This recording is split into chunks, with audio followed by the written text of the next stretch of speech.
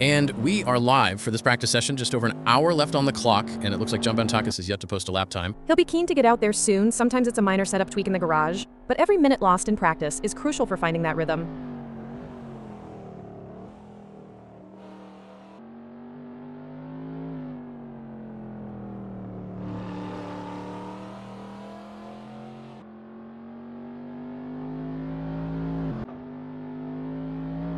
Jody Fannin also yet to register a time on the board. Still waiting for that first flyer as we tick past the 60-minute mark.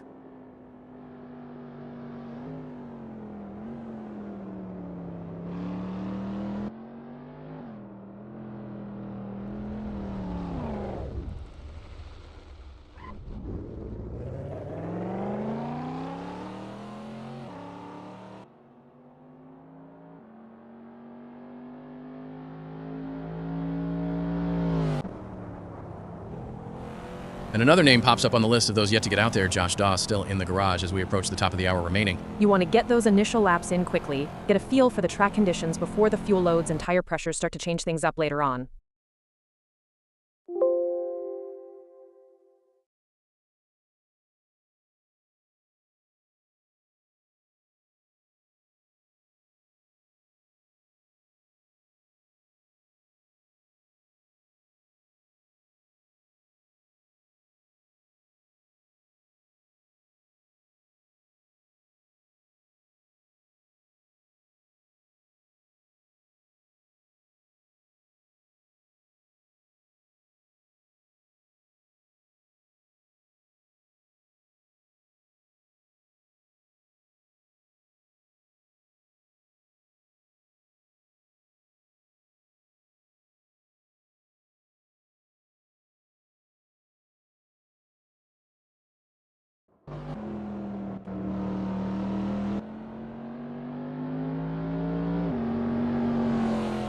"59 minutes and 3 seconds on the clock in this practice session, and we're still waiting to see Jimmy Lindo set his first lap time. No rush for Lindo. Sometimes it's better to wait for the track to rubber in a little, especially early in a session.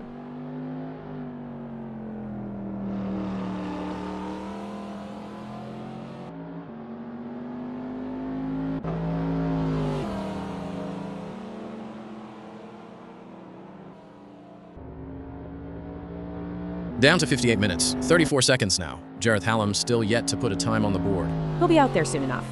Sometimes we'd use this time for a systems check lap, just confirming everything feels right before pushing.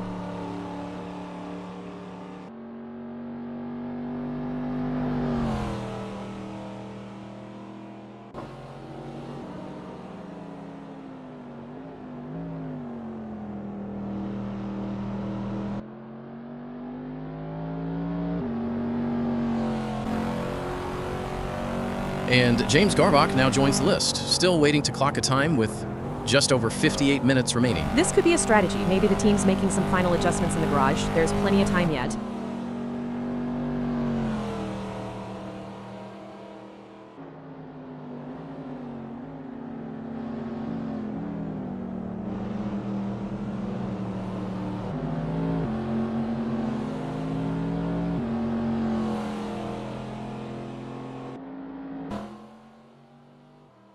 John Bantakis making his mark early, 106.318, puts him into second position with 57.5 minutes still to run.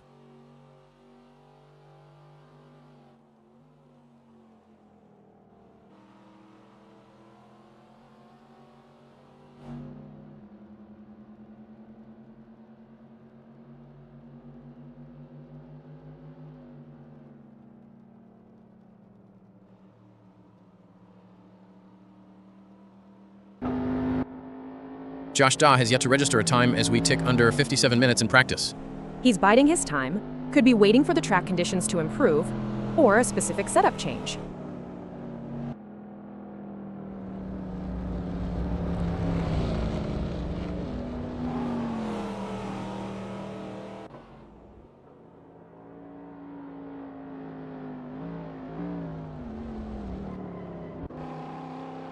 John Bantakis slips to third with his 106.318 as others start to put in their flying laps.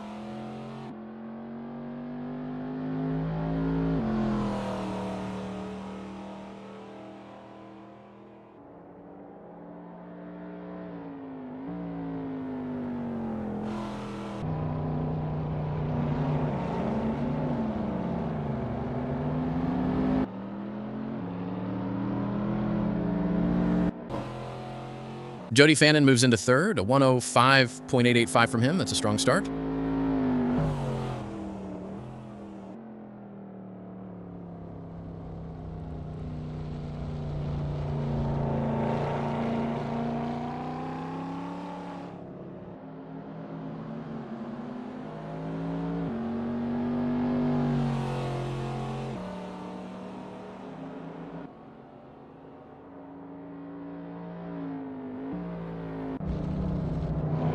Adam Tyus still waiting to show his hand. No lap time yet for him, with just over 55 minutes on the clock.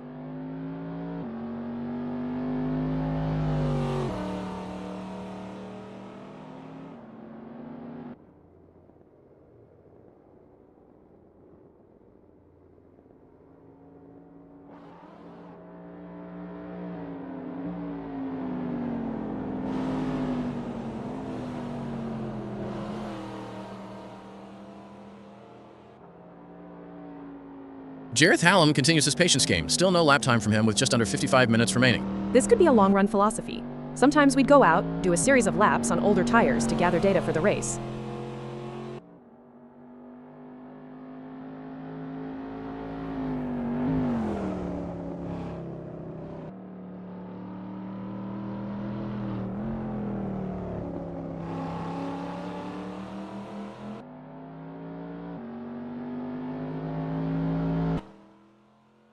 Martin Moll rockets to the top of the leaderboard. A 105.567 puts him firmly in first place.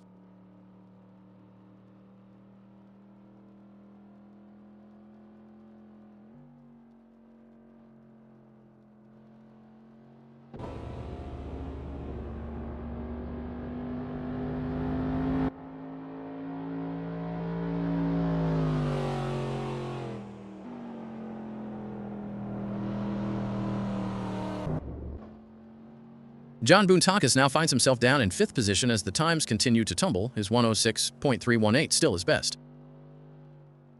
Jimmy Lindo, having waited so long, instantly into 2nd place. A 105.787 from him.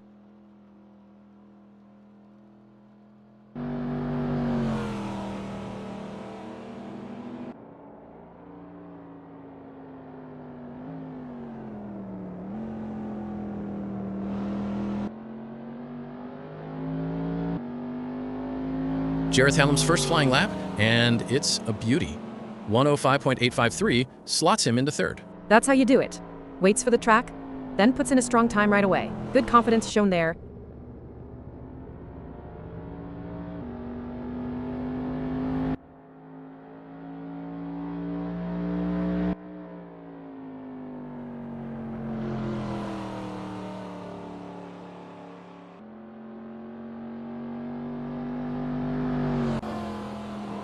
Jimmy Lindo holds on to 2nd position, his 105.787 still looking competitive.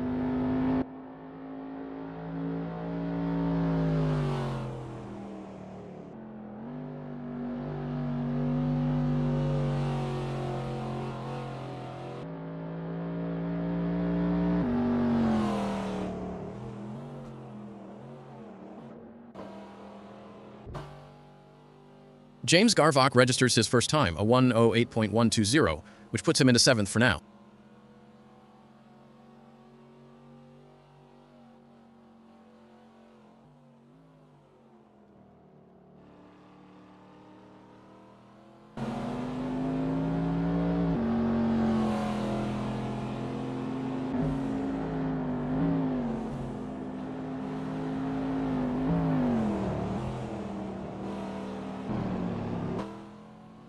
Jody Fannin pushed down to 4th, his 105.885 still standing as his best.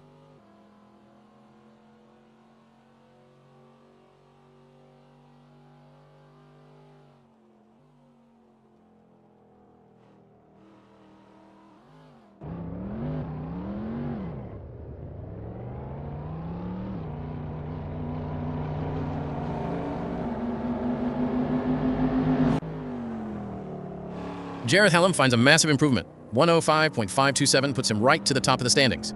There's that confidence. He waited, then delivered. That's a very impressive time to kick off his session properly.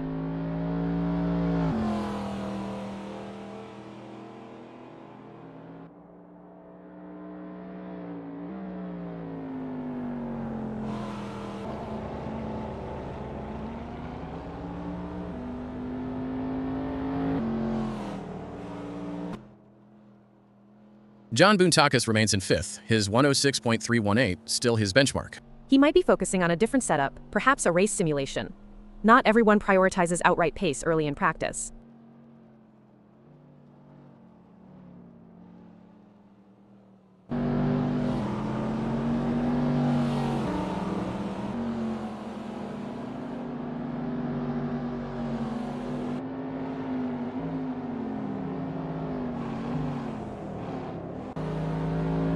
Darren Nickel is another driver yet to register a lap time, with just over 50 minutes left in this practice session.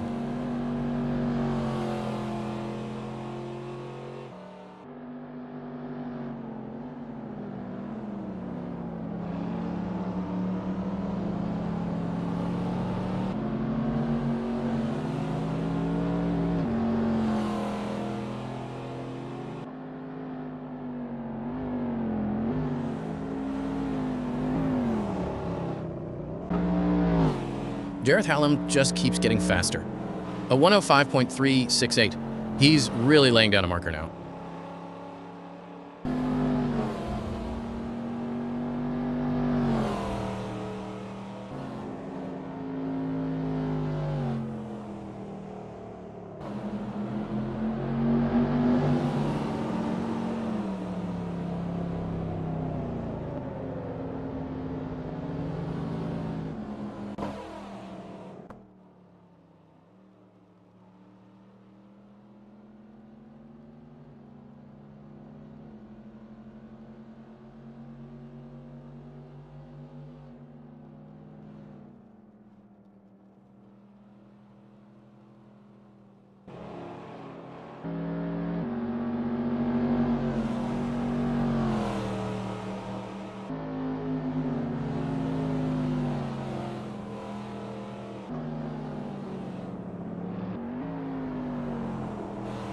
Jimmy Lindo responds instantly. He rips to the top with a 105.279, absolutely flying out there. That's what you want to see. A good answer to Hallam's pace, showing he's got more in the tank. Adam Tyus finally sets a time. A 107.267 puts him into 7th.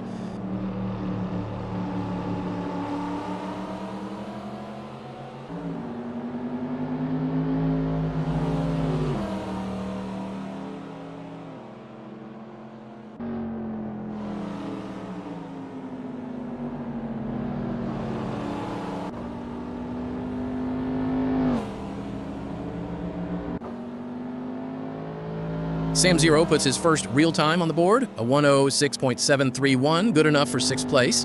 Solid start for Zero. That's a reasonable benchmark to build upon for the rest of the session.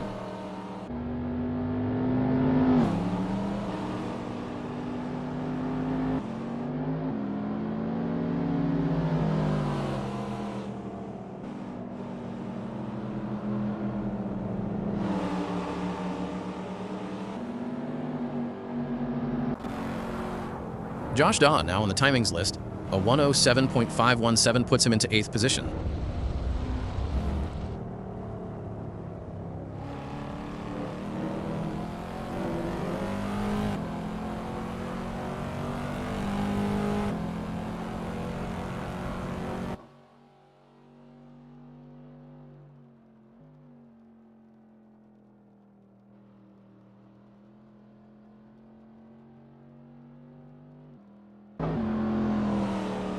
Joel Lemrich yet to record a lap time, 46 minutes and 51 seconds still on the clock.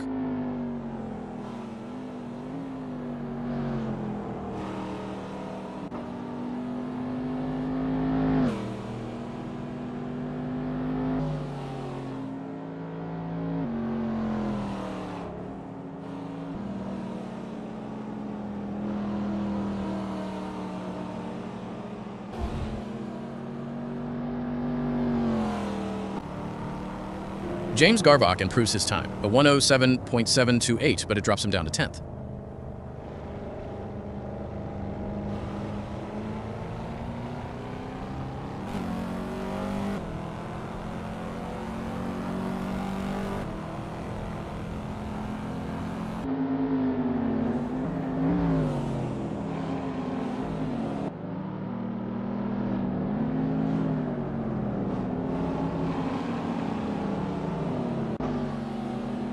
Dominic Fovargo with his first proper run, a 106.698 puts him into 8th.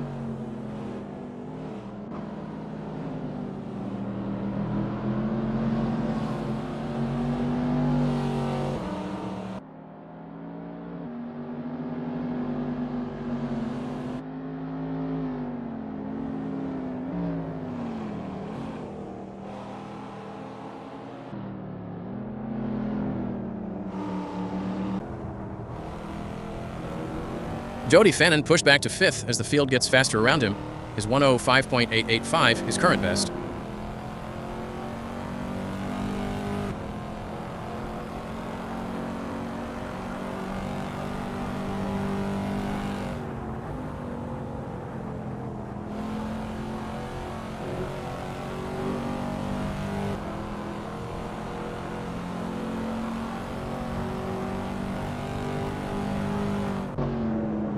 Sam Zero finds a big chunk of time, a 105.810, propelling him into 4th.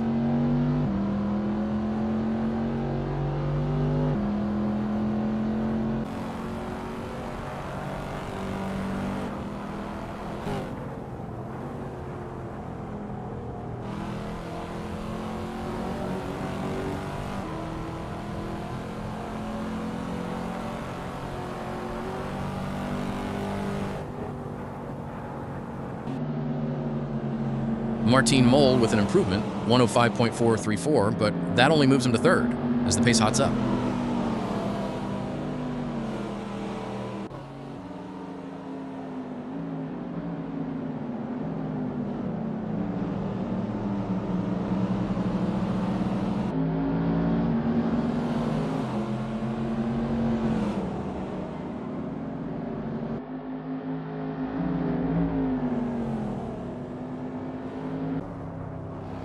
Darren Nickel registers his first competitive time, a 107.554, placing him in 12th.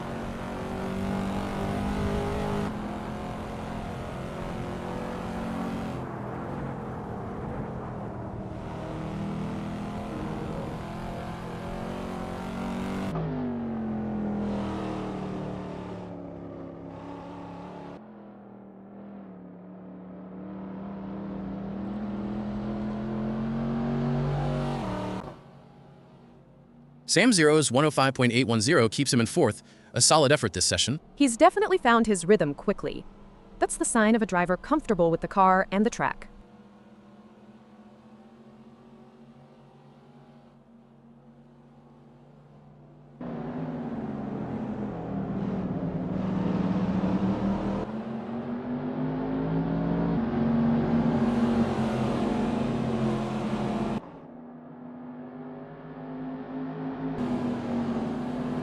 John Bentaka slips further down to 8th, his initial 106.318, now well off the frontrunner's pace. They'll need to find some pace or change approach. Perhaps they're focused on longer runs, but that lap time needs improvement for qualifying.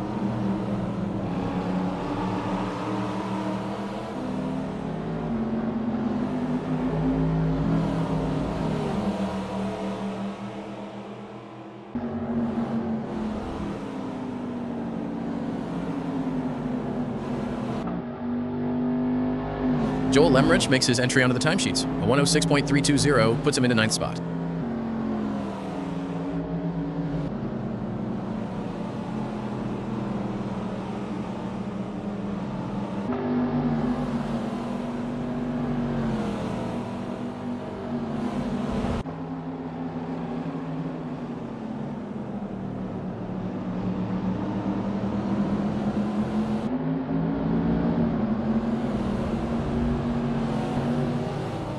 Jimmy Lindo still holding that top spot, his 105.279, looking mighty impressive so far. He's extracting everything from that car. That's a very quick lap, and it's holding up well against the competition. John Boontakis is down to 9th now, his time of 106.318 still holding as his best.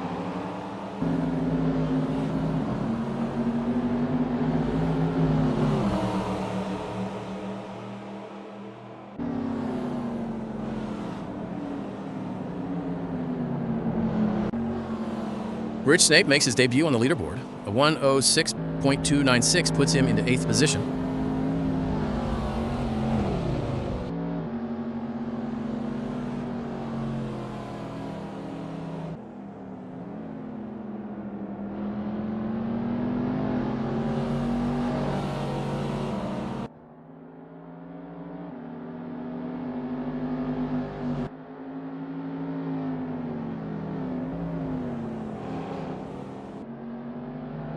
Jimmy Lindo continues to lead the way, his 105.279 still unchallenged at the very top.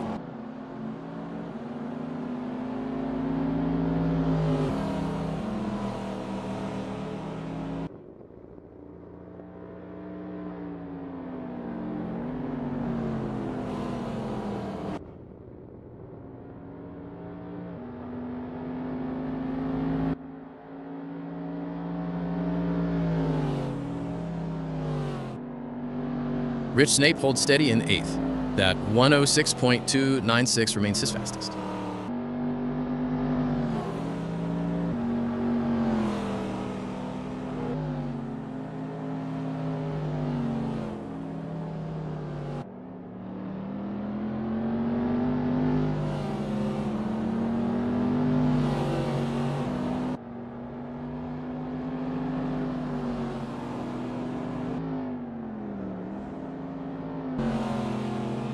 Martin Mole holds on to 3rd, his 105.434, still his best lap.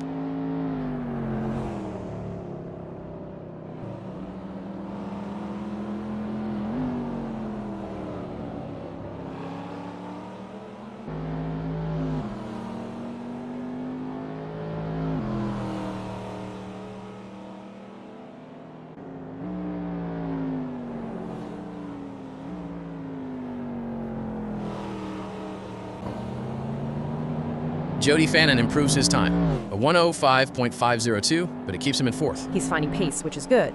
That puts him within striking distance of the top 3. Tiny margins at this level.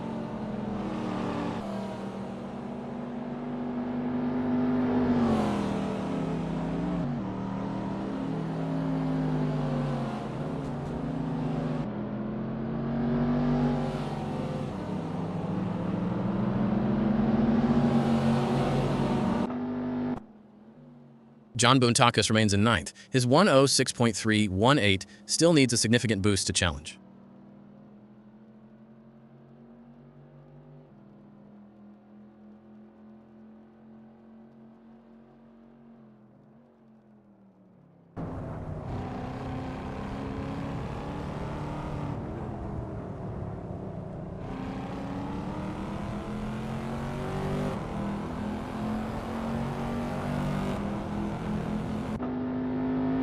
Rich Snape stays in 8th. His 106.296 is his fastest lap so far.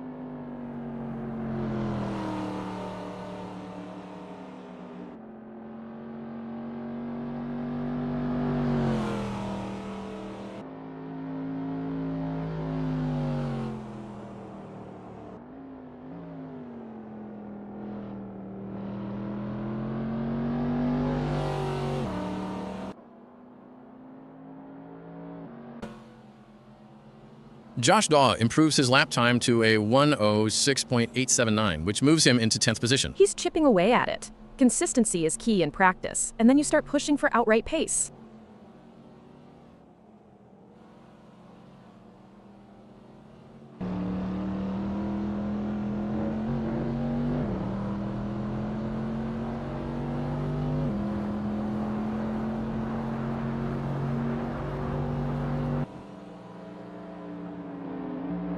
Jimmy Lindo's still the man to beat, his 105.279 holding firm at the top.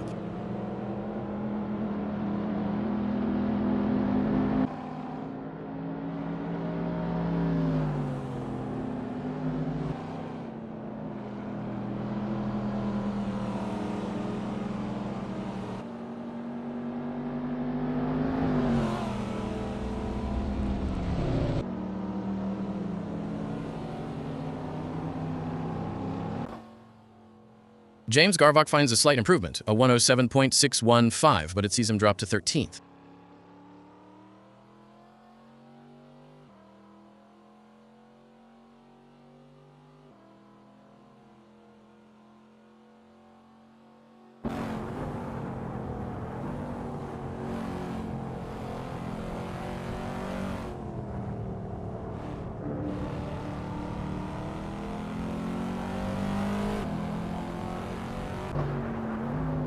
Darren Nickel maintains 12th position with his 107.554, not finding any more pace just yet.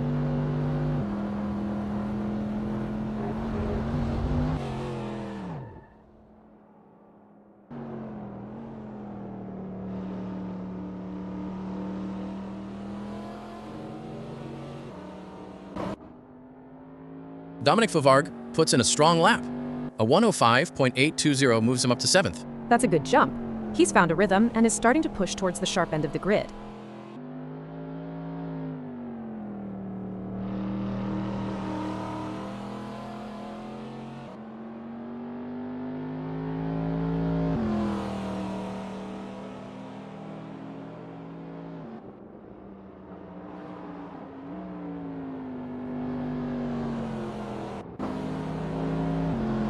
Martin Mol still third. That 105.434 remains his best with under 35 minutes remaining.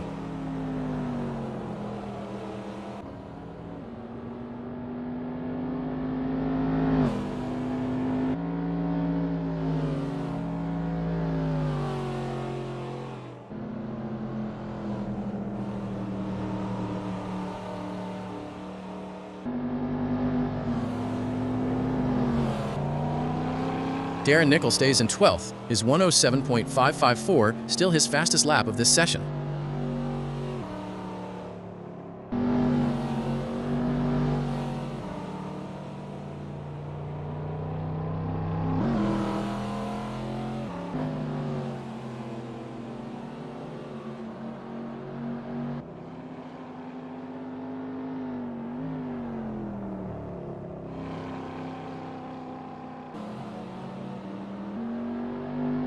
Martin Mol holds his ground in third, the 105.434, still the benchmark for him. He might be on a longer run now, gathering data. Sometimes you set a good time and then switch focus to race pace.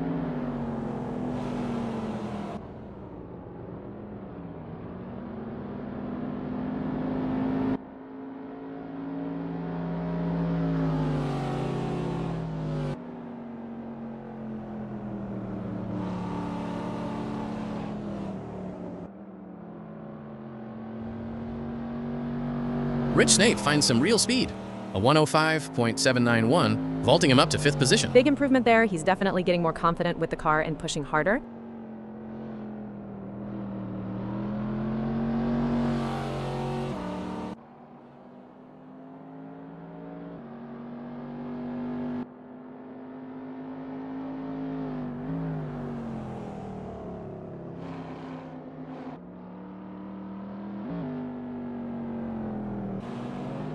Jimmy Lindo slips to second, his 105.279 now not quite enough for the top spot. Dominic Favargue remains in 7th, his 105.820, still his quickest lap of the session.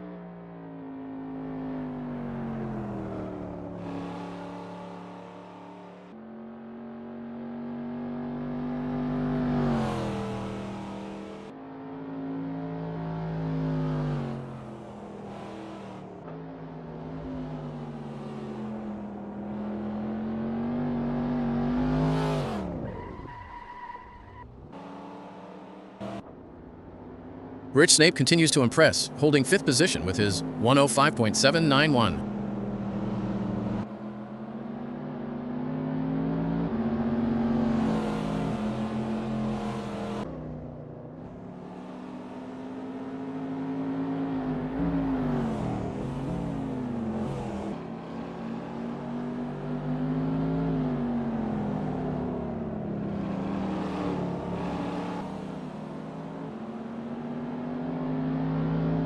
Josh Daw stays in 10th, that 106.879 holding as his best time.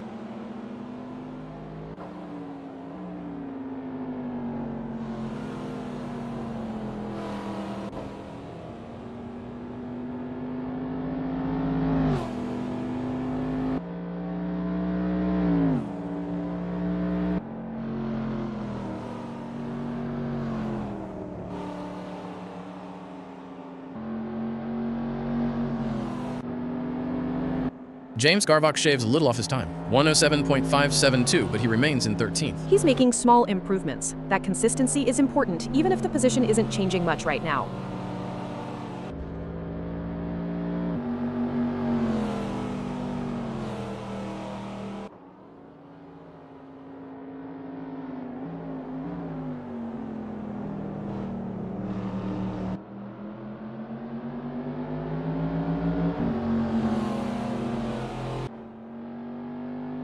Jody Fannin, 4th position, 105.502. He's very much in the mix. He's definitely found some good pace. Those are strong lap times this far into the session.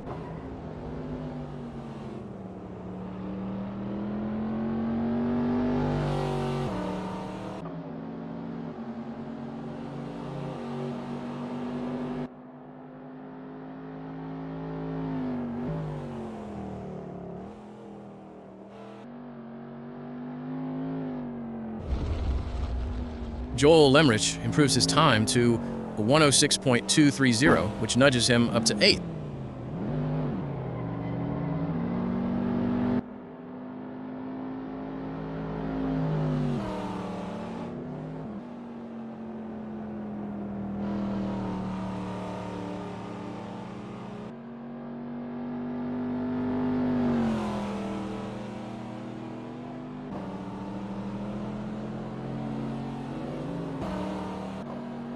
Jareth Hallam holds on to 3rd position, his 105.368, still his fastest. He might be focusing on tire wear or fuel load now. He's already shown his speed.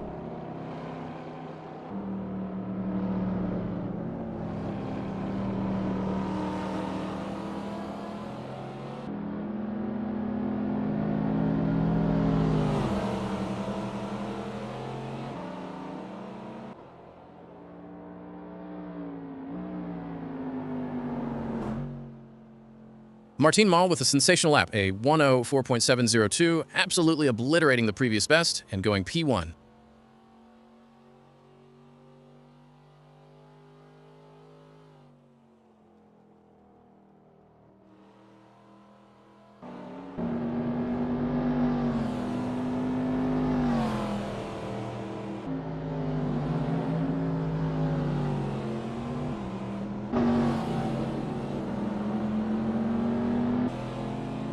Adam Tyus improves slightly, 107.183, but he's down in 11th.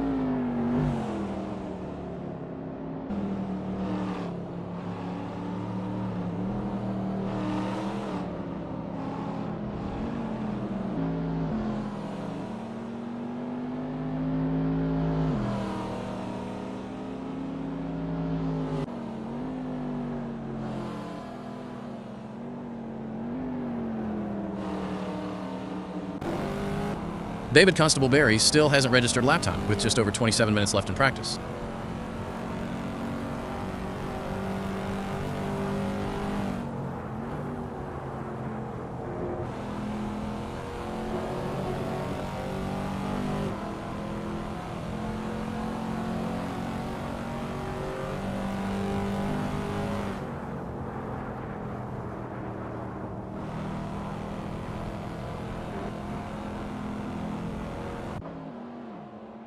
Dominic Fovarg just edges out an improvement, a 105.796, but it keeps him in 7th. Jody Fannin still running in 4th position with his 105.502.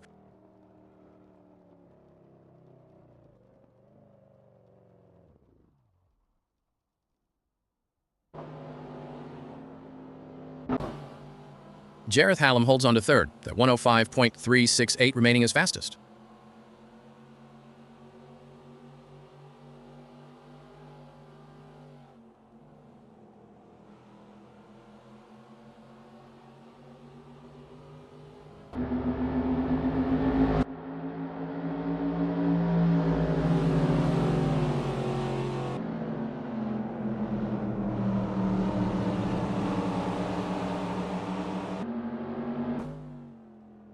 Rich Snape slips 1 spot to 6th, his 105.791, still a very respectable time. The track's definitely getting quicker. Drivers are finding more grip and improving their lines with every lap.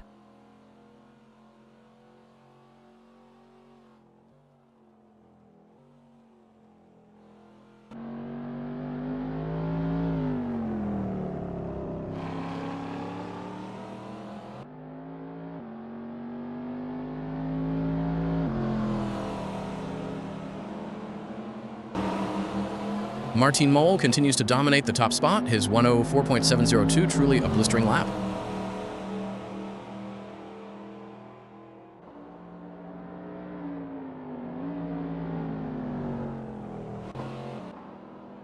Jimmy Lindo holds 2nd, his 105.279, just shy of Mole's incredible pace.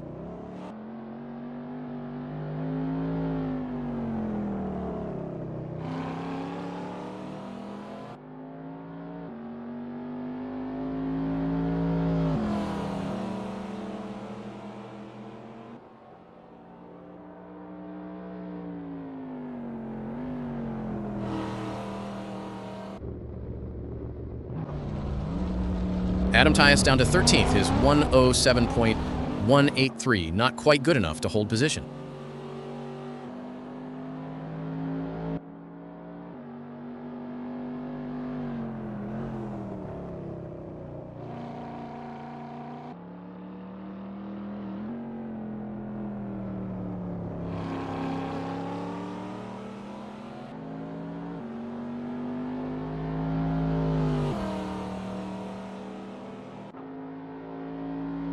Rich Snape stays in 6th. His 105.791 remains a strong showing this session. He's definitely in a good rhythm. Now it's about finding those last few tenths, maybe in a specific corner.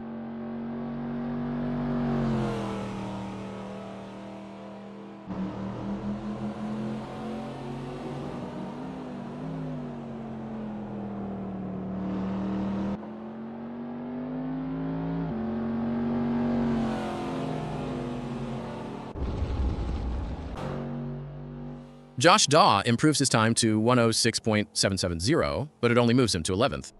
Every little bit helps. He's trying to find the limit without overdriving, which is smart in practice.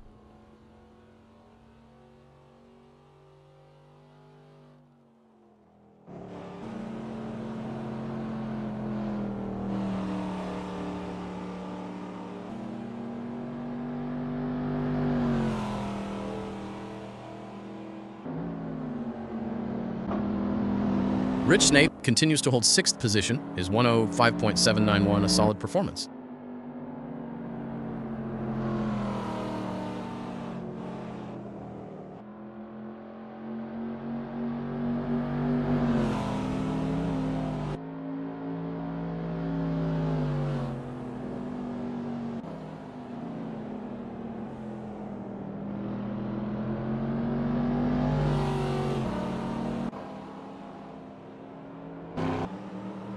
Martin Mall, still utterly dominant. His 104.702 remains untouched at the top of the board.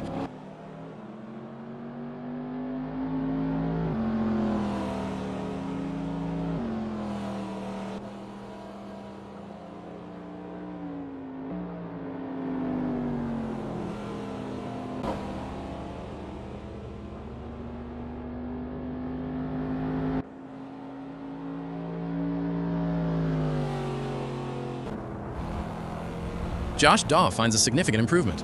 A 106.193 moves him up to 10th.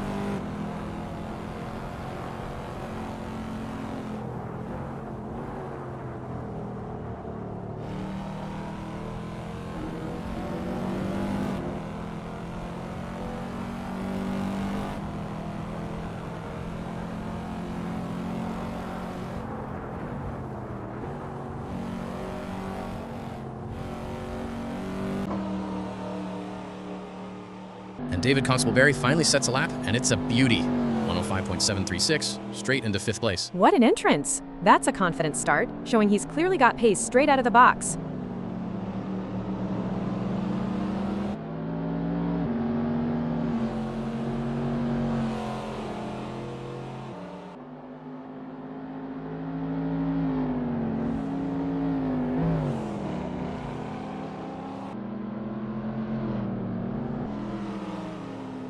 James Garvach finds a slight improvement, 107.212, but he slips to 15th.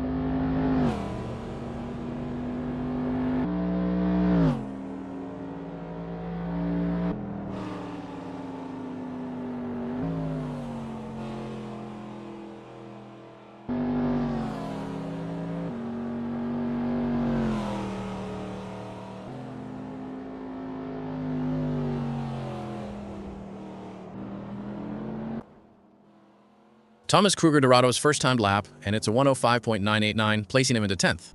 That's a strong opening statement. He's right in the mix, not far off the mid-pack leaders.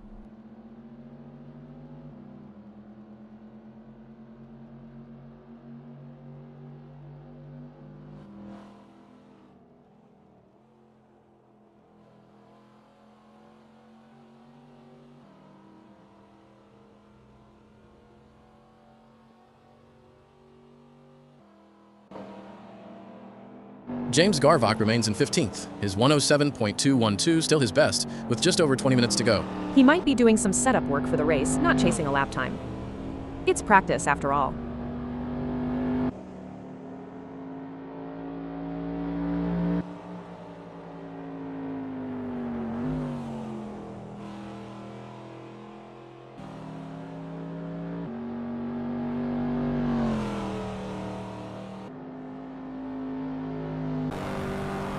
Joel Emmerich makes a good improvement. A 105.976 moves him up to 9th spot.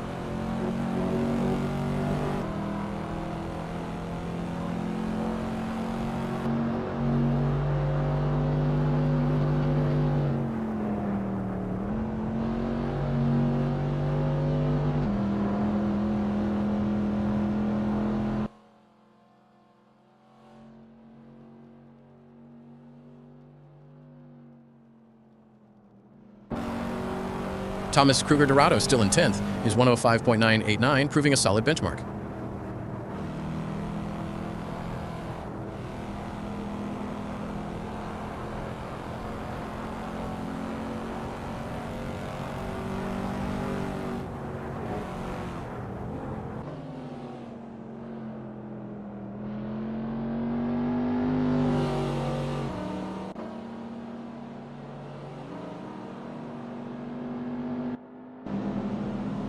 Rich Snape slips to 7th position, his 105.791 remaining his fastest lap.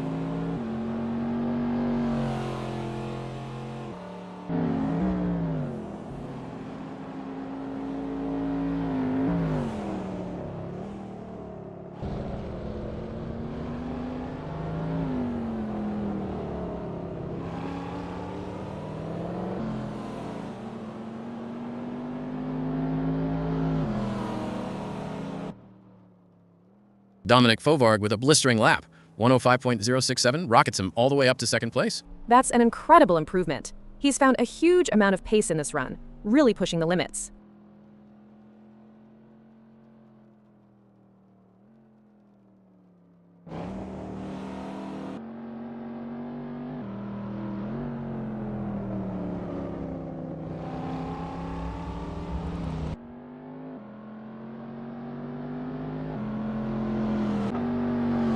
Darren Nickel improves his time, a 106.917, but it keeps him down in 14th.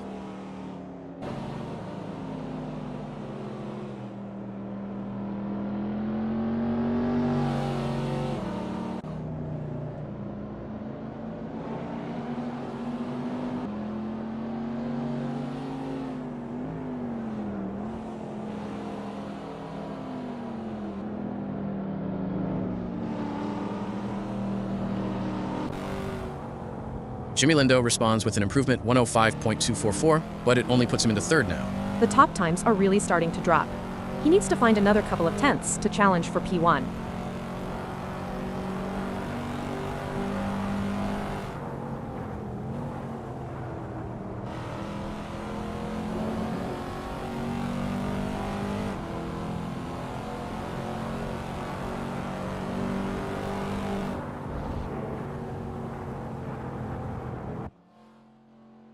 Jody Fannin still in 5th, his 105.502 holding firm.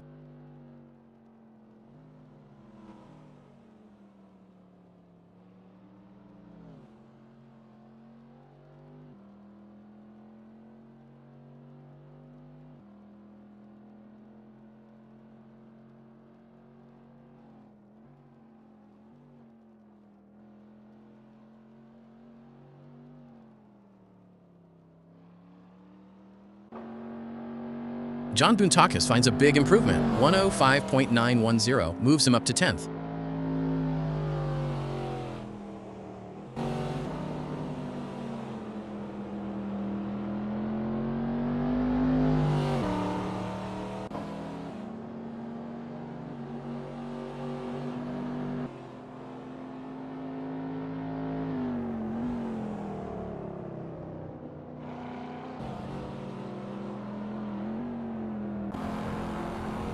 Jody Fannin maintains 5th with his 105.502 as the clock continues to tick down.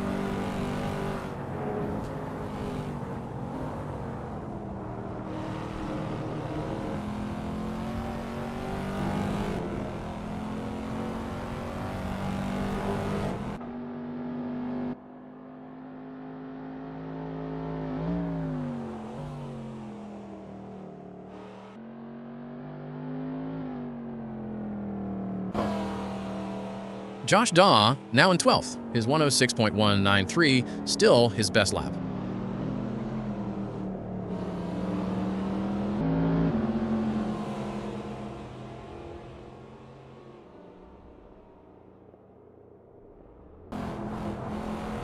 John Bountekis improves again, a 105.798, keeping him in 10th, but a good step forward.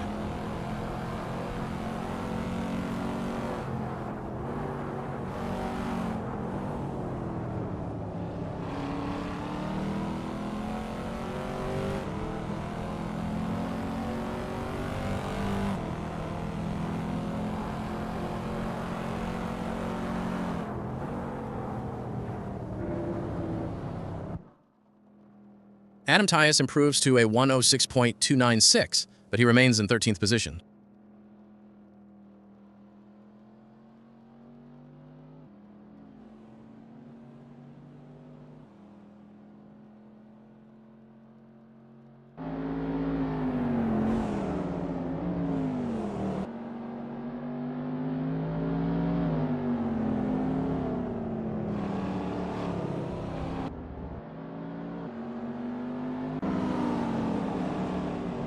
Jimmy Lindo holds third, his 105.244, still a strong time as we enter the final third of practice. He's definitely consistent.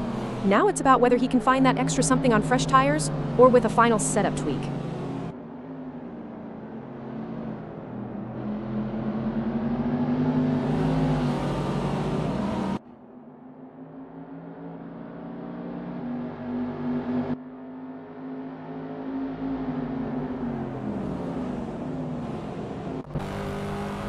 James Garvach is still in 15th, his 107.2.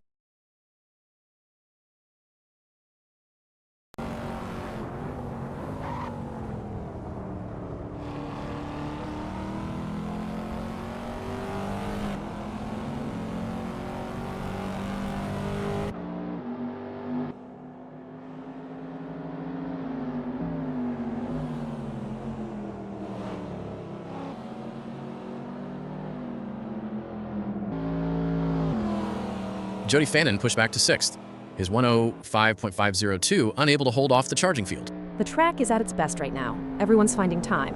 So if you're not improving, you're falling down the order.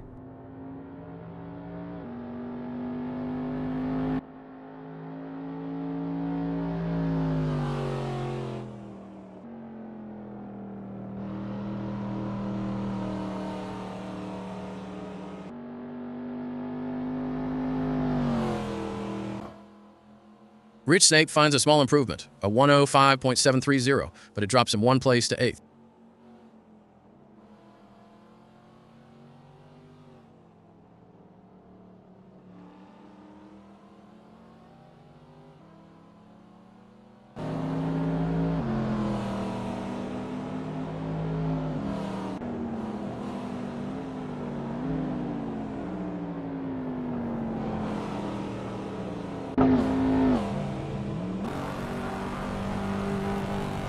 John Boontakis with a huge leap, a 105.295. He's up to 4th position. There's the pace. He's found a significant chunk of time, really putting him in contention now.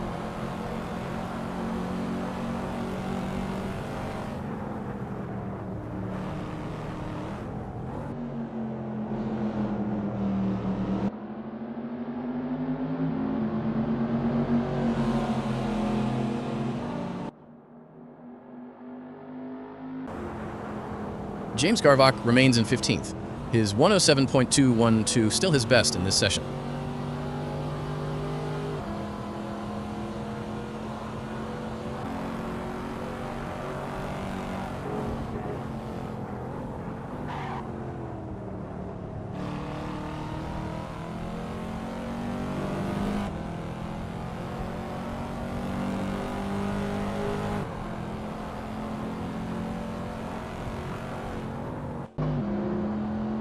Darren Nickel, still in 14th, that 106.917 his current fastest.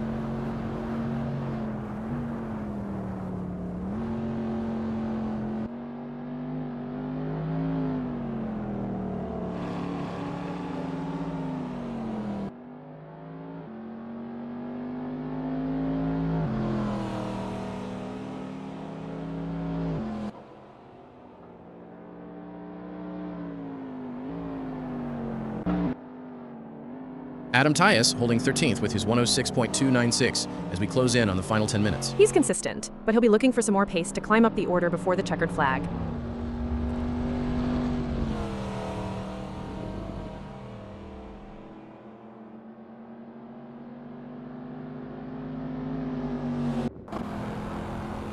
Jimmy Lindo goes second, just 6 thousandths separating him from the top spot with a 1:05.061. He's knocking on the door. That was a brilliantly executed lap, really pushing the car to its absolute limit.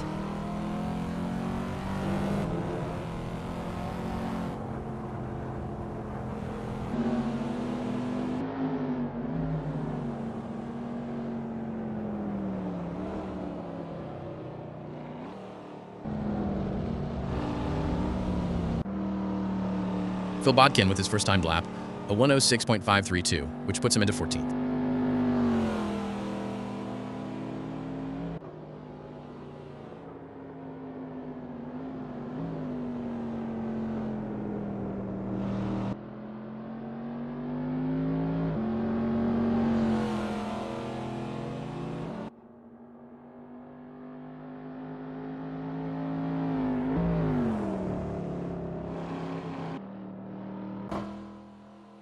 David Constable Barry now drops to 9th, his 1:05.736 proving not quite enough to hold higher ground.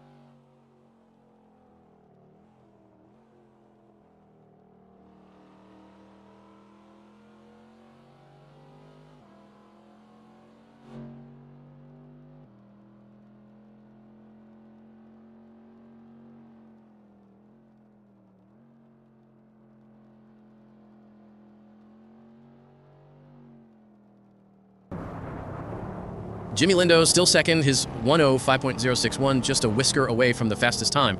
He's definitely found the sweet spot. He'll be hoping for one more perfect lap to steal P1.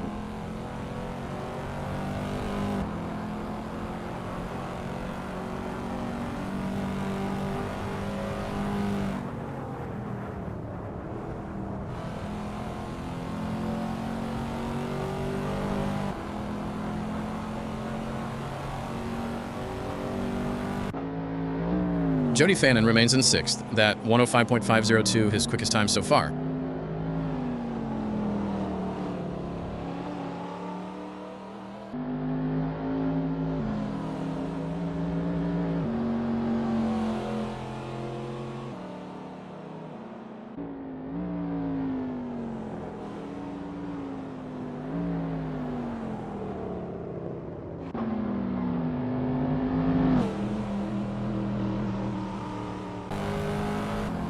Jareth Hallam holds 5th position, his 1:05.368 remaining his best time of the session.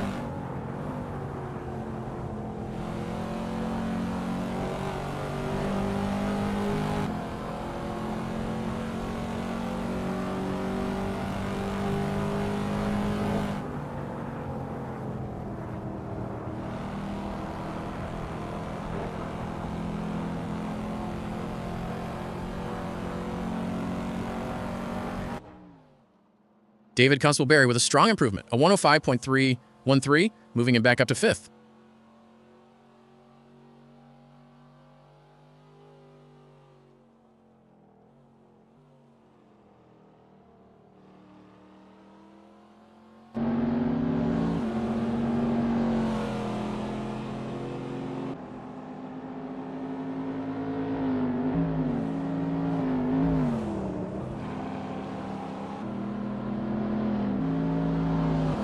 Jareth Hallam pushed down to 6th. His 1:05.368 now not quite enough to hold 5th. It's all about who can find those final few tenths in these closing minutes.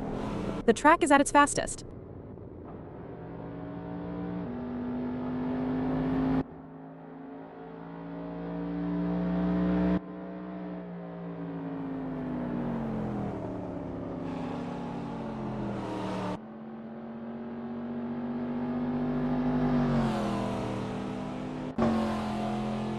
Thomas Kruger Dorado improves his time to a 1:05.741, but he remains in 11th position. He's definitely making progress. That's a good step, showing consistency and finding a bit more pace.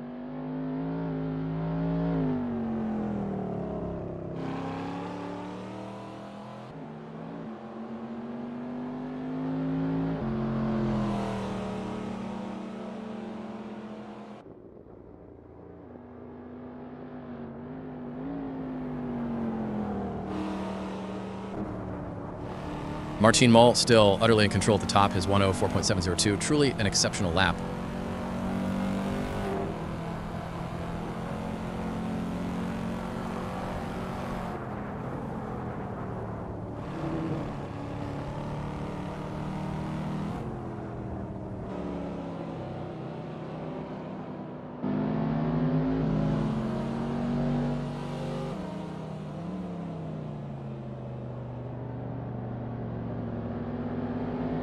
Phil Bodkin improves his time to a 106.069, moving him up to 12th.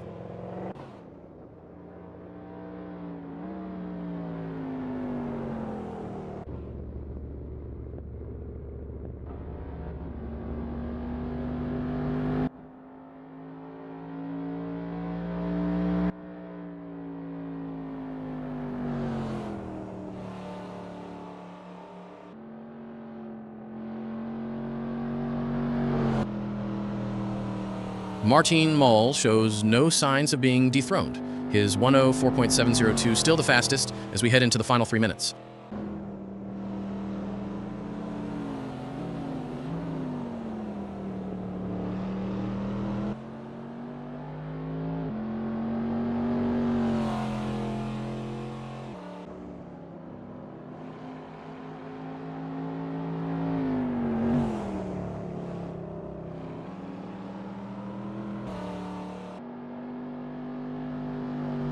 Jody Fannin has been shuffled back to 9th. His 105.502 now well down the order. He needs to find something special on his next lap, or he'll be starting further back than he'd like for qualifying.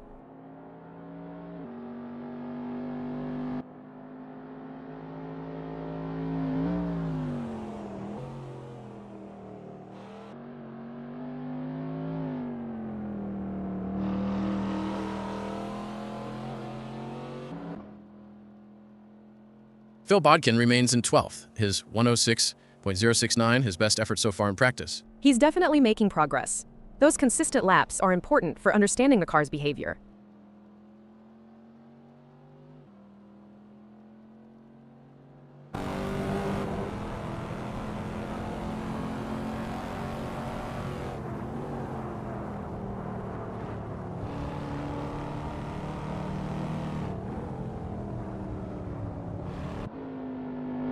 David Constable-Berry slips to 6th, his 105.313 just not quite enough for the top 5.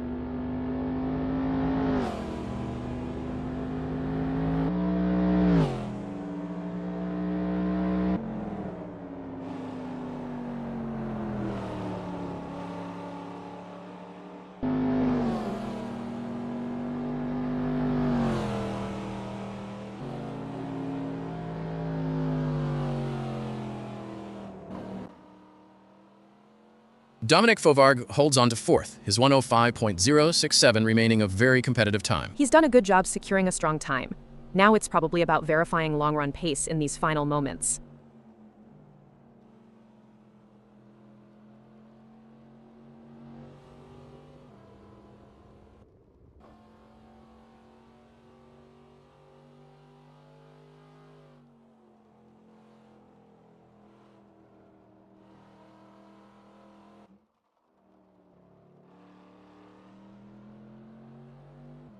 Phil Bodkin finds a slight improvement, a 106.016, but he remains in 12th position as we near the end of the session.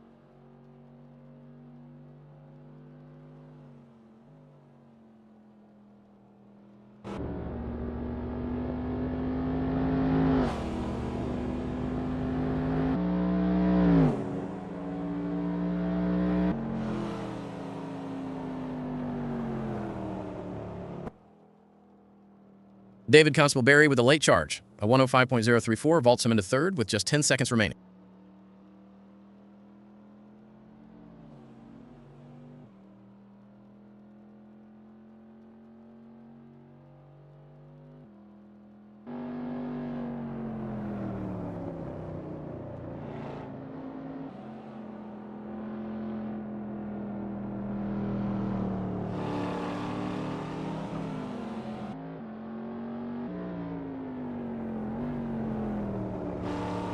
Just 21 seconds left in this practice session, and Adam Tyus is still holding 14th position with a 106.296. He's running out of time for any significant improvements now. He's probably just completing a cooldown lap or gathering final data.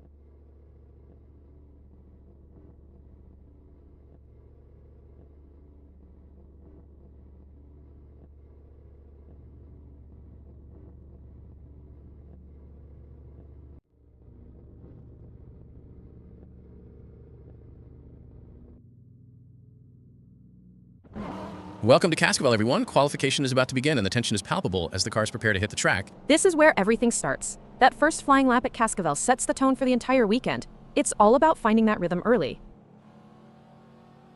Jody Fannin is yet to register a lap time, with just under 5 minutes 40 seconds remaining in this critical qualification session.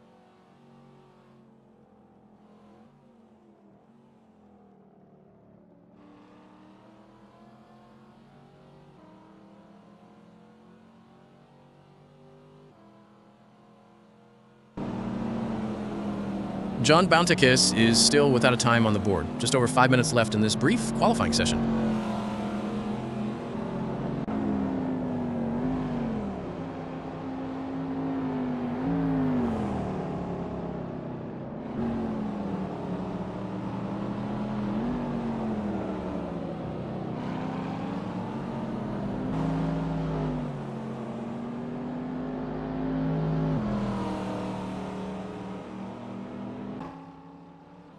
Sam Zero, along with a few others, still needs to post a time with 4 minutes and 47 seconds on the clock. Jody Fannin still searching for a clear lap. The clock is ticking down now, just over 4 minutes 40 remaining. You really feel that pressure in a short quali like this. Finding a gap in traffic and nailing that lap on cold tires is a real skill.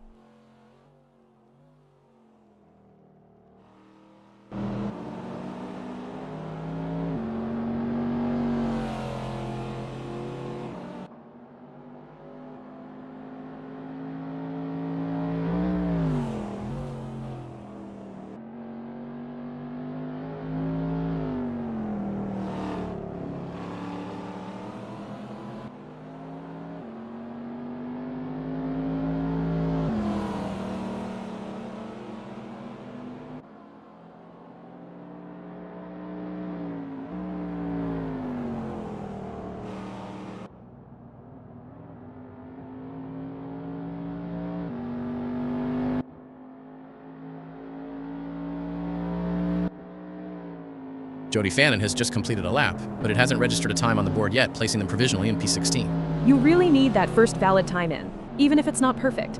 Sometimes you clip a curb or go wide, and suddenly that lap is gone. Every second counts now. James Garvach, still without a recorded lap time, the pressure really mounting now with only 3 minutes and 22 seconds on the clock. This is crunch time. If you haven't got a banker lap in, you're on the edge. One small mistake in your qualifying could be over. Rich Snape also finds himself yet to set a time, with barely over 3 minutes remaining in the session. You really feel that desperation as a driver right now. It's not just about pace, it's about executing a clean lap under immense pressure.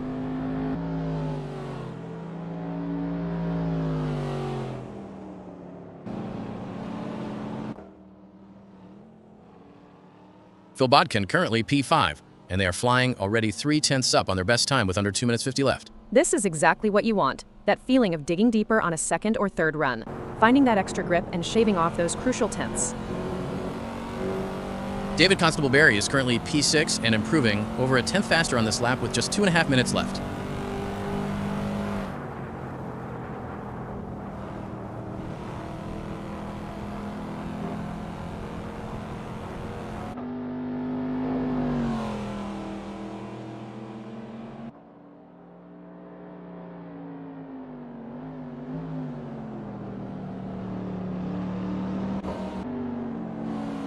Dominic Fovargue, currently P12, is absolutely lighting up the track, over 6.5 seconds faster on this current lap.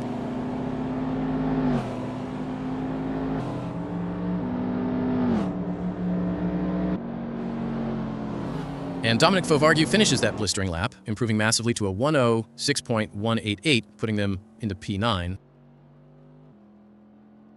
David Constable Barry currently in P7, pushing hard, and is already over 3/10 up on their previous best lap with very little time remaining.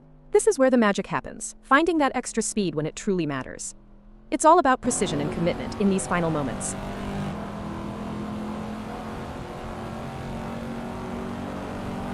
David Constable Barry crosses the line and jumps up to P5 with a 1:05.687, a fantastic improvement with just over 1:20 left. That's a testament to really digging deep. To find that extra time when the clock is ticking, it shows pure focus and determination. Darren Nicole, currently P11, is absolutely flying, over a second up on their personal best with just over a minute to go. This is a make-or-break lap for many, and Darren is showing incredible pace to find such a significant improvement. It's all on the line now.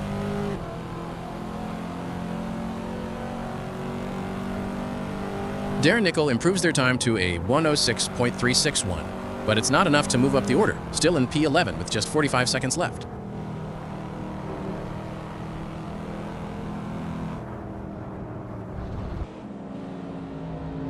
Dominic Vovargo on another quick lap, a 10th up on their best, but only 30 seconds remaining in this session.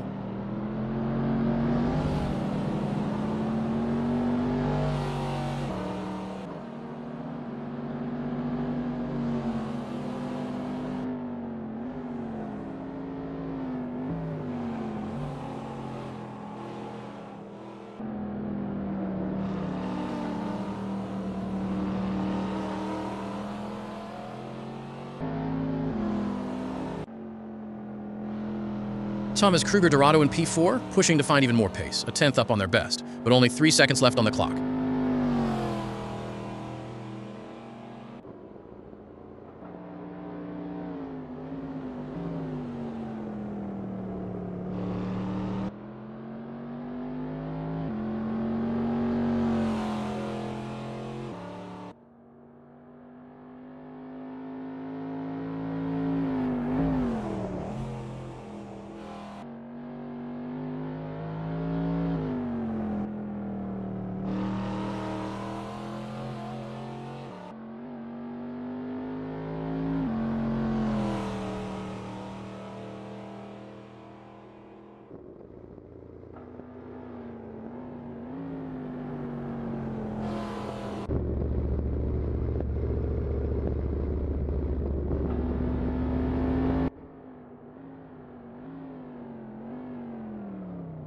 Thomas Kruger Dorado crosses the line, but it doesn't improve their best time of 1:05.390, remaining in P4 with just over a minute left.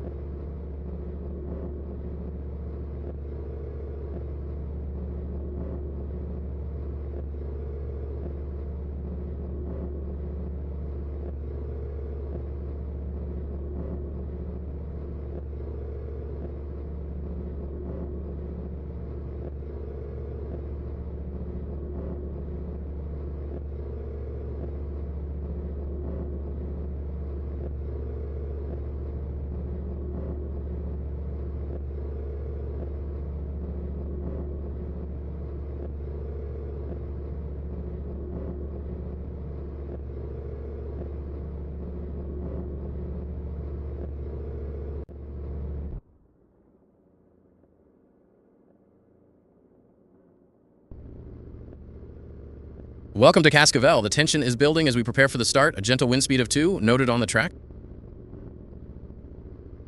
Martin Mull, the Dutchman, starts from pole position today in his Chevrolet Copa Montana, a pro-class driver with everything to lose and gain. Pole is always a great place to be, but it brings its own pressure. In a Copa Montana, the start is absolutely crucial, and I've seen many a pole sitter lose out in the first few corners. And starting from third, we have Jimmy Lindo, flying the flag for the Pro-Am class in another Chevrolet Copa Montana. P3 is a fantastic spot, especially for a Pro-Am driver. It puts you right in the mix with the pros, giving you a chance to shadow them and learn, or even make a move if they falter. Thomas Kruger Dorado, representing the United Kingdom, takes up his starting spot in fourth, another Pro-Am contender in a Chevrolet Copa Montana. Right behind him in fifth, it's David Constable-Berry, another Pro-Am driver, also in a Chevrolet Copa Montana. This shows the strength of the Pro-Am field. Having so many of them in the top 5 means we could see some really aggressive racing amongst them to prove who's fastest in their class. Further down the grid, in seventh, we find Dominic Fovarg from the United Kingdom, another Pro-Am driver in a Chevrolet Copa Montana. From eighth, it's Phil Bodkin, representing England in his Chevrolet Copa Montana, and he's an AM class driver. This is where the real racecraft comes into play for the AM drivers. Starting further back, they need to be smart, pick their battles, and avoid any early race chaos to make progress. And in ninth, we have Rich Snape from the United Kingdom, another AM class driver lining up in a Chevrolet Copa Montana. P9 is a challenging starting position. You're surrounded by drivers of varying experience levels, and that first lap requires a lot of vigilance to navigate safely and effectively. Darren Nickel from the United Kingdom takes his place on the grid in 11th, an AM class driver in his Chevrolet Copa Montana. From 12th, it's Adam Tyus, another AM class driver, also hailing from the United Kingdom in a Chevrolet Copa Montana.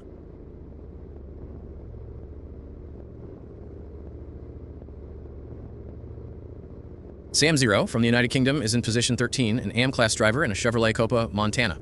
Down here in the mid-pack, the focus for the AM drivers will be consistency and making clean passes. You don't want to get caught up in any unnecessary contact. From Scotland, James Garvach starts in 14th, another AM class driver in his Chevrolet Copa Montana. Jody Fannin, a Pro class driver, is way down in 15th on the grid in his Chevrolet Copa Montana. This is a real challenge for a pro driver. Starting so far back means you're going to have to cut through a lot of traffic, and that's not always easy, especially with a field this competitive. It's going to demand patience and precision.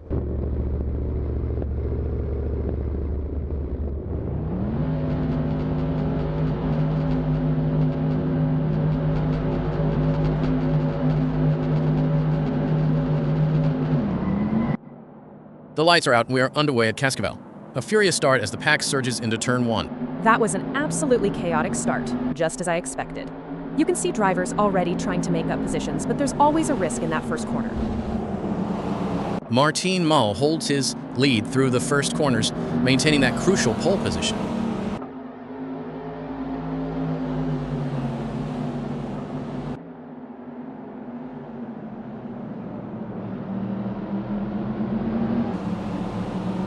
Martin Mull has successfully defended his lead, still holding P1 at the end of this opening lap. Holding the lead from pole on the first lap is a testament to a strong start and immediate focus. It's so easy to get swamped, but he's done everything right so far.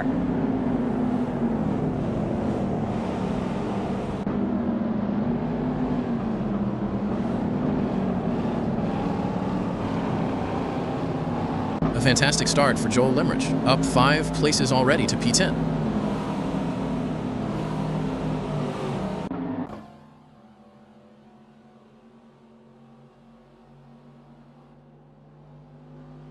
Darren Nickel has lost a couple of spots, dropping down to 13th. Darren Nickel has gained 1 place since we last saw him, now running in P12 and closing in on Sam Zero, who is just 4/10ths up the road. This is an interesting battle developing. Nickel will be pushing hard to get past Zero. That small gap means any mistake from either driver will be costly, and I've been in plenty of those nose-to-tail situations.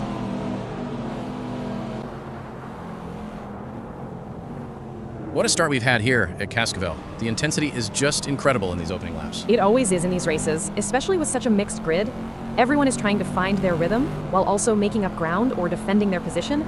It's a real balancing act. We're seeing some great progress from certain drivers, and others perhaps struggling to find their pace. It's not just about raw speed. It's about being smart and patient. Some drivers will be preserving their tires. Others might be pushing hard early to break free from the pack. And with the wind speed we noted earlier, does that play a significant factor around a circuit like this? Absolutely. Even a slight breeze can affect stability in high-speed corners and on the straights. It's another variable drivers have to constantly adjust for throughout the race. On board now with David Constable-Berry, running in P4 on lap 1. He's right on the tail of Gareth Hallam in P3, just 2/10 separating them. This is an excellent position for Constable Barry early on. That 1:13.403 last sector shows he has pace, and that small gap means he'll be looking for any opportunity to put pressure on Hallam.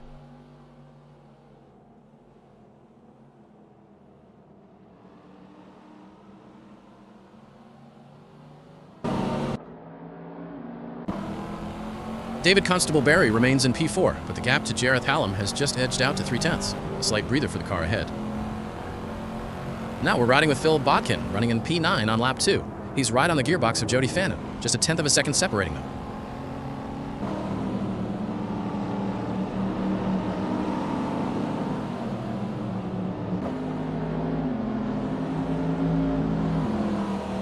Phil Bodkin is still in P9, but the gap to Jody Fannin has stretched out to half a second now.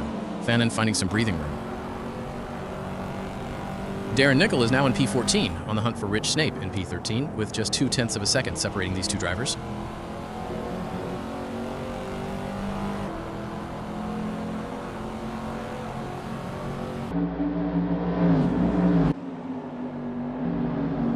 Darren Nickel remains in P14, but the gap to Rich Snape ahead has slightly widened to 3/10.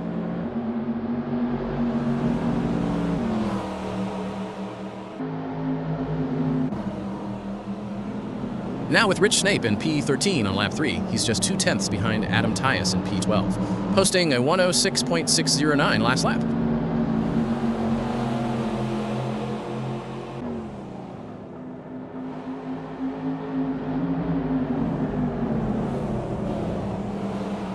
Rich Snape has closed the gap even further to Adam Tyus, now just 1/10 of a second behind him. We're seeing some incredibly close racing throughout this field. These drivers are really pushing the limits. Those small gaps, sometimes just 1/10 of a second, are brutal. It means you can't afford a single twitch of the wheel, or your opponent is right there to pounce. It's fascinating to watch the AM-class drivers holding their own and even making moves on those ahead. Absolutely. For them, it's about race management and consistency.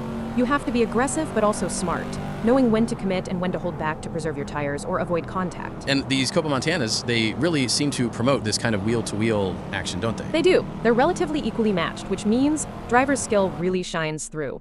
Plus, Cascavel's layout with some fast corners and straights, then tight hairpins, offers multiple overtaking opportunities if you're brave enough. Dominic Fovarg is currently in 6th position on lap 4, trying to close down on John Bontakis in P5. The gap is half a second.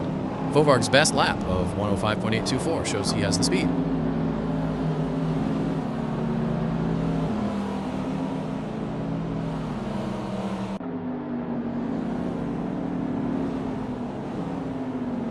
Dominic Fovarg still in P6, but that gap to John Bontakis in P5 has grown slightly to 6/10. Sometimes you see a driver just find a rhythm and pull away a little. Fovarg will need to really dig deep to close that gap back down if he wants to challenge for P5. Adam Tyus now in P11 on lap 4. He's chasing Rich Snape in P10, a 4/10 gap between them.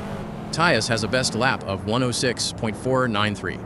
4/10 is a manageable gap, but it means Tyus needs to be absolutely perfect through the next few corners to make up that time.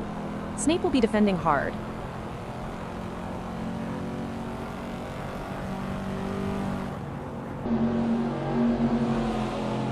Phil Bodkin is flying on lap 5, posting a new best lap of 1:05.543. He's right on the tail of Jody Fannin for P8, just 2/10 the difference.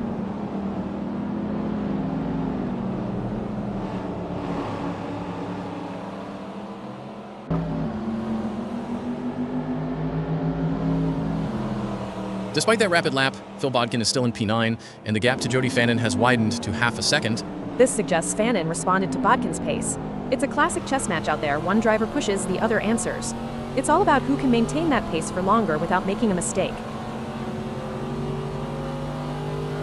Jody Fannin in P8 on lap 5, now right on the bumper of Joel Lemrich in P7.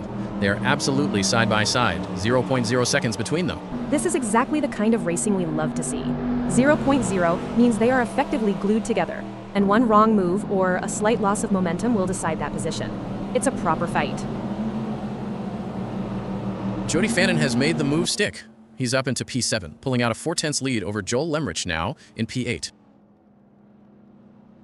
Thomas Kruger Dorado is defending P12 brilliantly on lap 6. with Darren Nickel just a tenth behind him. Dorado's last lap was 1:05.893, showing his pace.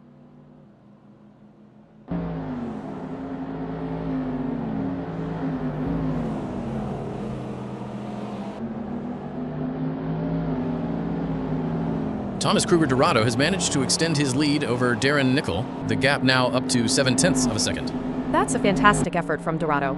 To gain that much in such a short space of time means he found some clean air, or Nickel made a small error. That's a good buffer for now. Jareth Hallam in P3 on lap 7, trying to reel in Jimmy Lindo in P2, a gap of half a second between them. Hallam just set a 1:05.615.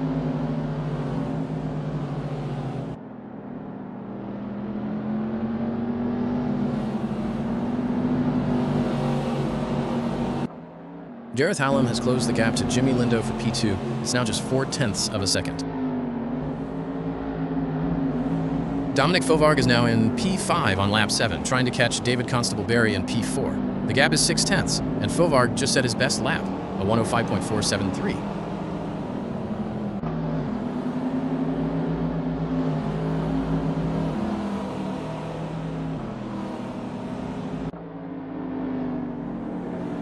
Dominic Fovarg is still in P5, but he shaved a tenth off that gap to David Constable-Berry, now just half a second away.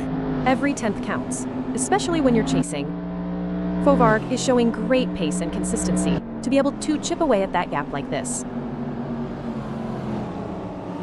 Jimmy Lindo is now in P3 on lap 8, with David Constable-Berry 0.6 behind him. Lindo's best lap is a 1:05.580. This is an important gap for Lindo. 0.6 gives him a little breathing room, allowing him to focus on his own lines and not just defensive driving. It's crucial at this stage of the race. Dominic Fovarg is now in P5 on lap 8, closing the gap significantly to David Constable-Berry in P4 to just 0.3 of a second.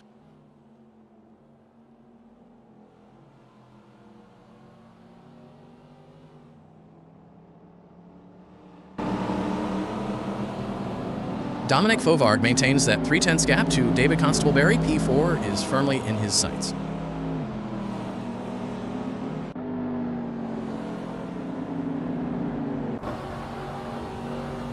Phil Bodkin is back on the charge in P9 on lap 8, just 0.3 behind Joel Lemrich in P8. He's got his best lap of 1:05.543, showing he can find the speed.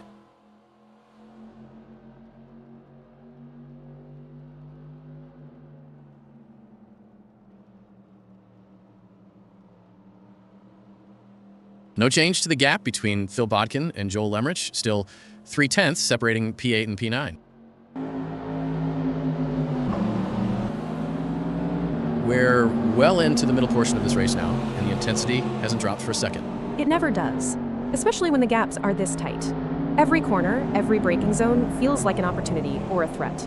You're constantly calculating risk versus reward. We're seeing some brilliant defensive driving, but also some incredibly aggressive pursuit. It's a fine line. I've been in positions where you feel the pressure building, and you know you have to hold your nerve. One tiny error can unravel everything you've built up. And with these short gaps, even a slight loss of focus can cost several positions in an instant. Exactly. That mental fortitude is as important as the physical driving.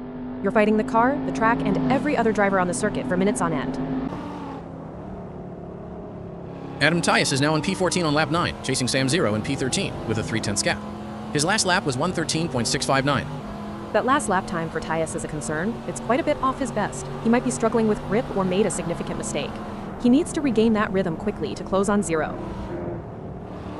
Adam Tyus has made a superb recovery. He's now up into P13 with Sam Zero 0.2 behind him.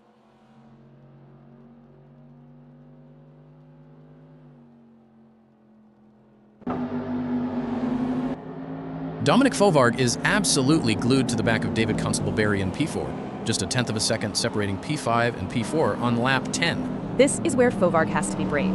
0.1 means he's close enough to attempt an overtake, but it also means one tiny misjudgment, and it could all go wrong. The pressure is immense right now.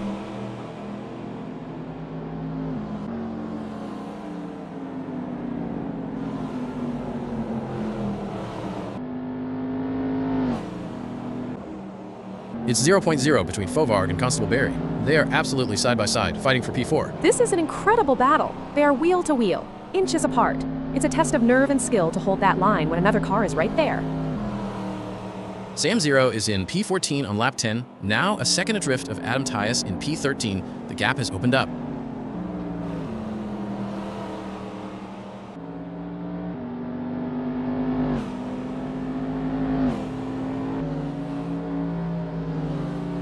The gap between Sam Zero and Adam Tyus has continued to grow, now 1.4 seconds separating P14 from P13. Jody Fannin is in P7 on lap 11, chasing John Boontakis in P6. The gap is 0.6. Fannin's best lap is a 1:05.584.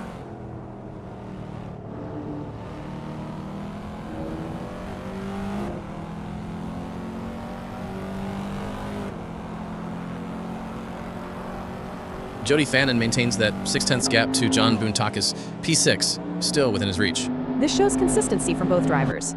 Fannin is holding the pace, but Boontakis isn't faltering either. It's going to take something extra for Fannin to close that gap further. Dominic Fovarg has made the move on Constable Barry. He's now in P4 on lap 12, and is 0.5 behind Jimmy Lindo for P3.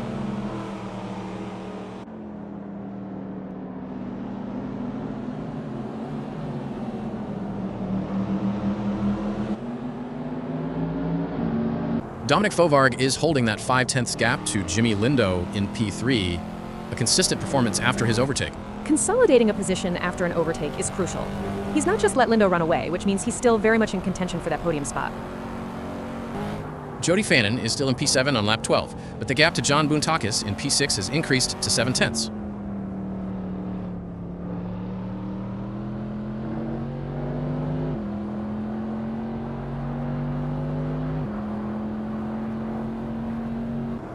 Jody Fannin has managed to reel John Boontakis back in, the gap now down to 0.5 seconds. He's really pushing now. To gain 0.2 in one sequence suggests he found something extra or Boontakis had a slight moment. This battle isn't over yet. Dominic Fovarg is closing in rapidly on Jimmy Lindo for P3. The gap is now just 0.3 seconds on lap 13.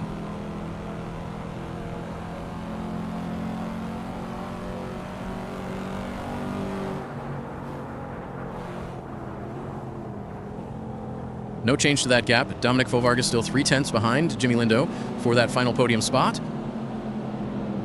Jody Fannin has absolutely annihilated the gap to John Boontakis for P6, now just 0.2 seconds on lap 13.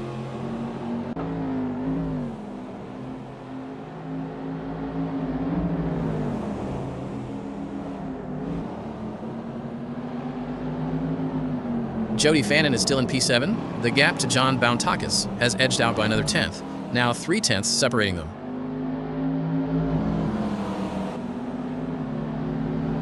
Joel Lemrick is in P9 on lap 13, just 0.2 behind Phil Bodkin in P8. This is another very close battle. Joel Lemrick has made the move and is now in P8, with Phil Bodkin just 0.2 behind him.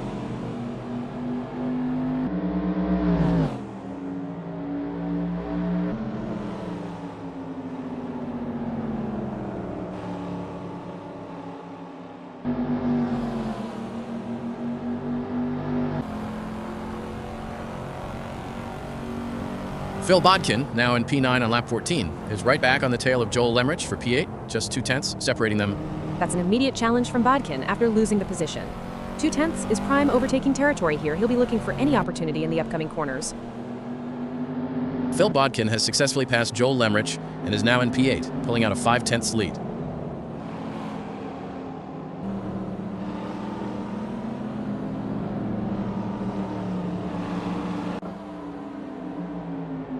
Dominic Fovarg is still chasing Jimmy Lindo for that P3 spot, the gap remaining a tight 0.3 on lap 14.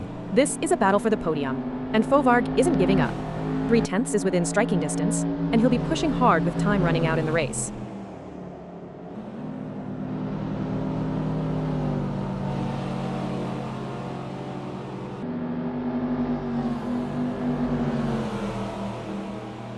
Fovarg has closed up even further. He's now just 0.2 behind Jimmy Lindo for P3. This is it. He's absolutely on the attack. Lindo will be feeling the pressure now, knowing that Fovarg is right there, looking for any gap or mistake. Phil Bodkin is in P8 on lap 15, chasing Joel Lemrick in P7. The gap is now 0.4 seconds. He's trying to make up ground, but Lemrick is clearly holding his own. This late in the race, every overtake becomes more difficult, drivers are fatigued, and tires are worn.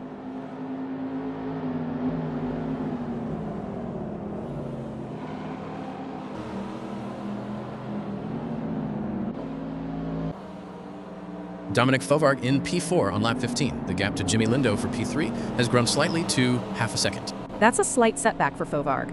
Lindo might have just strung together a perfect sequence of corners, or Fovarg perhaps pushed a little too hard and lost some momentum. He'll need to regroup quickly.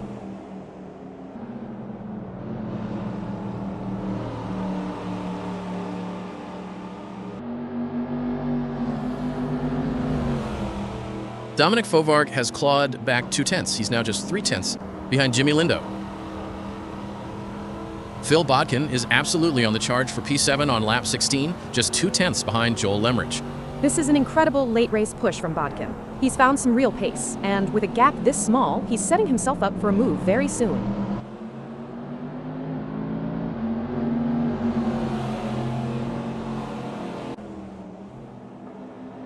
Phil Bodkin has done it. He's through and into P7.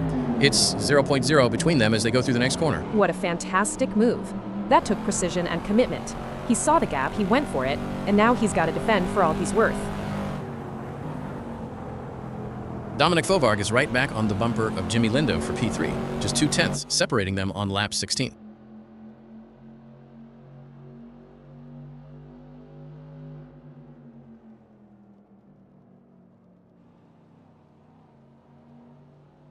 That gap has stretched to 3/10 again between Dominic Fovarg and Jimmy Lindo. The fight for P3 continues. Phil Bodkin is now in P8 on lap 17, and he's still chasing Joel Lemrich in P7. The gap is 3/10 of a second.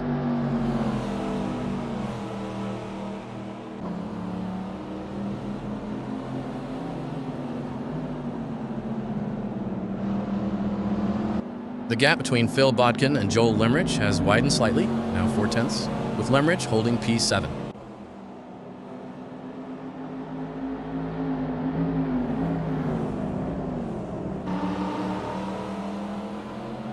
Jody Fannin has found a way past Bounty Keys. He's now in P6 on lap 17.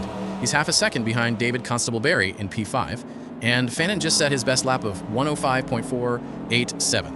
That's an incredible move, and a huge gain for Fannin, especially with a fresh best lap at this stage. He's clearly found some pace and is not letting up, looking to challenge for P5 now.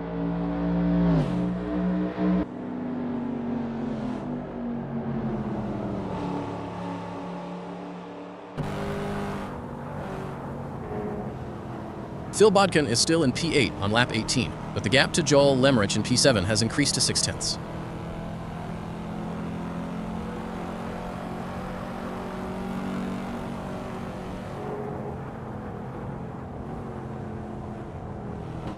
The gap between Phil Bodkin and Joel Lemrich continues to grow, now 7/10, separating P8 from P7.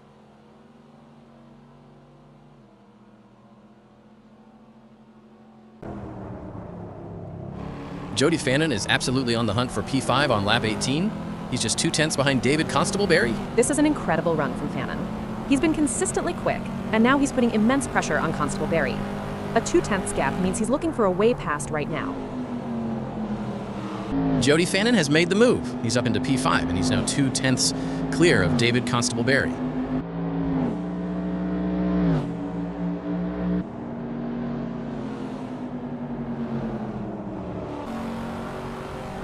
Phil Bodkin is again closing on Joel Lemrich. The gap now down to 3/10 as they fight for P7.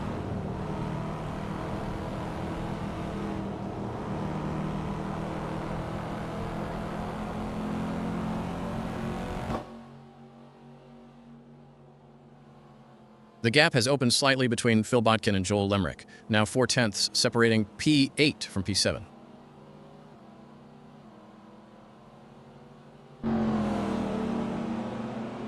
Martin Mole is cruising towards victory here at Cascavel, just 20 seconds from the checkered flag, a dominant lead of 5.9 seconds over Jareth Hallam. What an absolutely faultless drive from Mole. That's the kind of performance every driver dreams of, just managing the gap and bringing it home without any drama. A masterclass. And Martin Mole crosses the line. A magnificent drive from start to finish. Martin Mole takes the victory here at Cascavel. Absolutely brilliant. To lead from pole and never truly be challenged, that requires immense focus and pace. He managed the entire race perfectly, just like you practice in simulations. Jareth Hallam crosses the line to secure a well-deserved second place, holding on to his starting position right to the end. And Dominic Fovard takes third place. What a drive, up from 7th on the grid to claim a podium spot. That's a fantastic recovery drive, and a real testament to his racecraft. To fight through traffic and secure a podium, especially with the close battles we saw, is a huge achievement. He earned that one. Rounding out the top 7, we have Jimmy Lindo in 4th, Jody Fannin a strong 5th, David Constable-Berry takes 6th, and Joel Lemrick finishes 7th. Further down the order, Phil Bodkin finishes 8th, John Boontakis 9th, Rich Snape 10th, and Thomas Kruger-Dorado secures 11th position. Completing the field, Adam Tyus takes 12th, Sam 0 13th, Darren Nickel 14th, and Josh Daw crosses the line in 15th.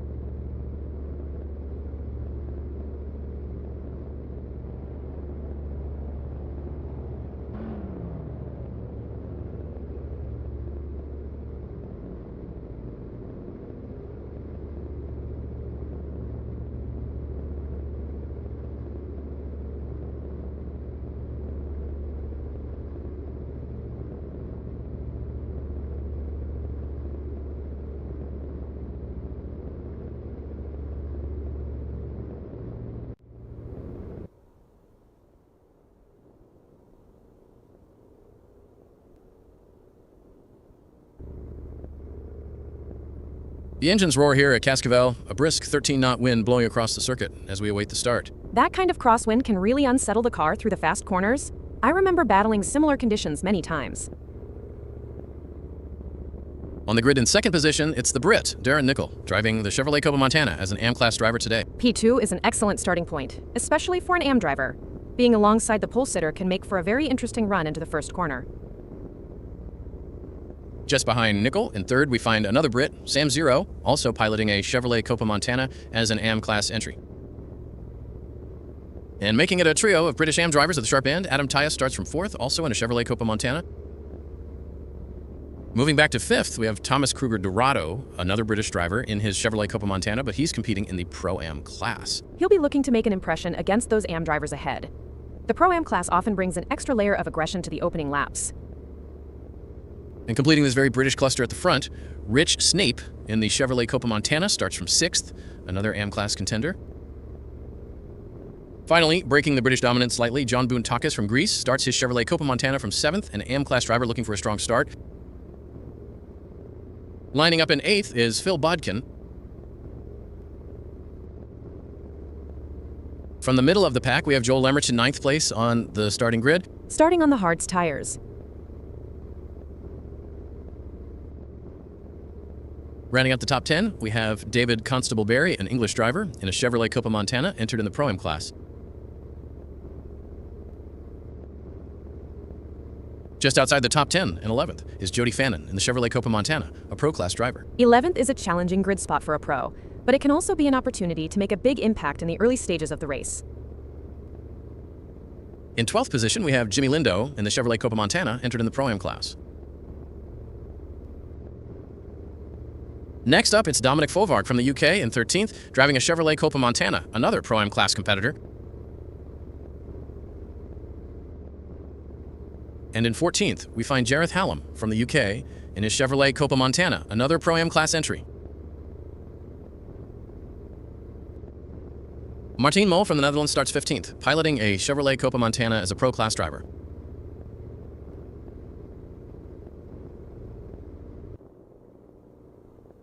And starting on pole position, it's Josh Daw in the Chevrolet Copa Montana, an AM-class driver leading the field. P1 is the ideal place to be, but it also comes with immense pressure. You've got everyone behind you, looking to snatch that lead into turn 1.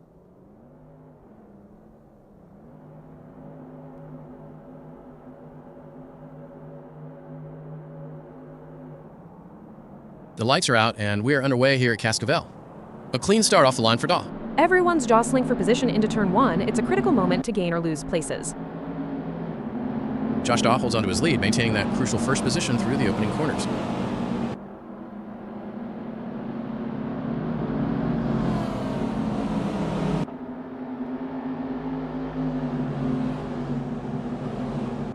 Daw, looking strong, solidifies his grip on P1 as they navigate the early stages of this first lap.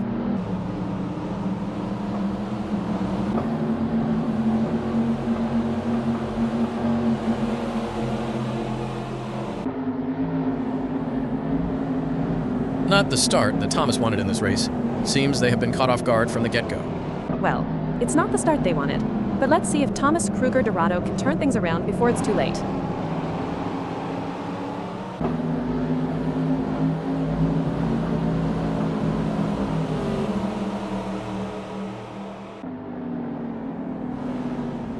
I think passing is going to be difficult today here at Cascavel, so it's going to be interesting to see how these drivers get on. There are a few drivers with a point to prove, and a few with some grudges to bear. Will we see a clean race today? Joel Emmerich has dropped back to 9th, now trailing John Buntakis by a mere 0.2 of a second, who is up in 7th. That's incredibly tight. He's lost that position, and now he's got to fight to try and get it back. Every tenth matters in these situations.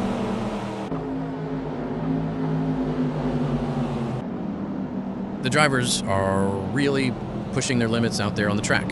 It's like they're trying to outrun the laws of physics, but we all know that's impossible. Or is it? I mean, we're a couple of AI commenting on a race. Anything can happen. Haha, you have a point there. And speaking of pushing limits, these cars are breaking records left and right. They're so fast, it's like they're breaking the sound barrier, or at least the speed limit. I hope the police aren't watching. Joel Lemmerich holds 8th, currently on lap 1 with a 1:16.803 last lap, just 0.2 behind John Buntakis in 7th.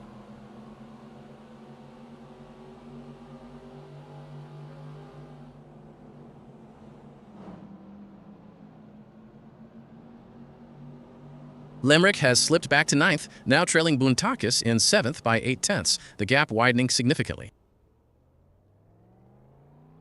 A massive drop for Lemmerich, now down to 13th, losing significant ground to Buntakis, who remains in 7th. The gap now a huge 11.5 seconds. Jareth Hallam is in 10th on lap 2, just 0.2 behind Martin Mol in 9th, with Hallam posting a 1:07.289 last lap. That's a good solid lap from Hallam, and being that close to Mol means he's right in the slipstream, ready to make a move if an opportunity presents itself.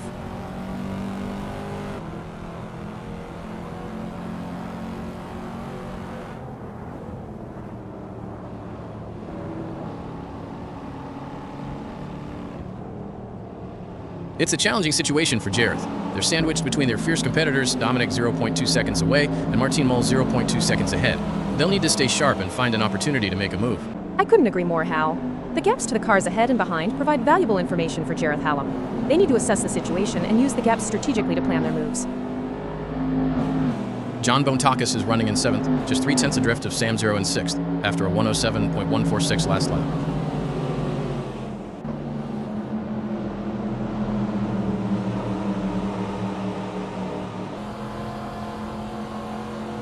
Martin Mol is in 9th on lap 3, just 0.3 behind Jody Fannin in 8th, having just clocked a 1:06.282 best lap.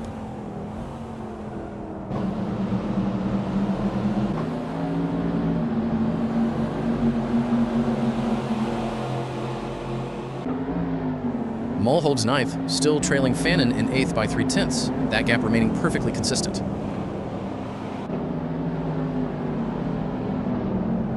Martin will be hoping for a clean race. He is currently top in terms of having the most penalties awarded against drivers taking him out. If it wasn't for bad luck, he'd have no luck at all. This is what it's all about, folks. Jody is in hot pursuit of John Buntakis, who's just trying to stay ahead. As a former driver, I can tell you there's nothing quite like the adrenaline rush when you're this close to your rival, ready to make your move.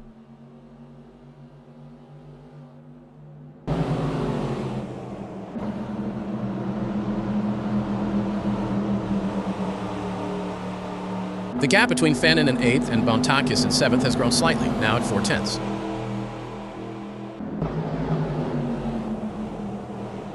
It's like watching two predators circling each other, waiting for the perfect moment to pounce. When I was racing, we had a saying, if you're not living on the edge, you're taking up too much space.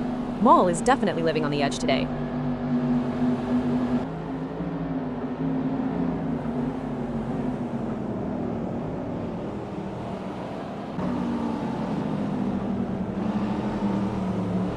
Incredible! Martin Mol is caught in a fierce battle, with Hallam breathing down their neck 0.2 seconds away, and Jody Fannin just ahead with a gap of 0.1 seconds. It's a test of their racing skills. Absolutely, Hal. The pressure is mounting for Martin Mol as they navigate through this challenging situation. It's crucial for them to remain focused and make calculated moves.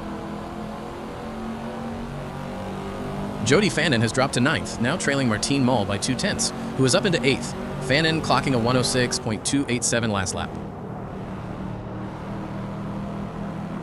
Jody Fannin immediately retakes 8th position. They're absolutely neck and neck with Moll. The gap now 0 seconds. Rich Snape is in 4th on lap 5, 2/10 behind Jimmy Lindo in 3rd after a 108.529 last lap. His best, a 105.606. Great driving from the mid-table Bandit, who has just gained a place and moved up to 3rd. Amazing stuff. Focus and precision, what it's all about.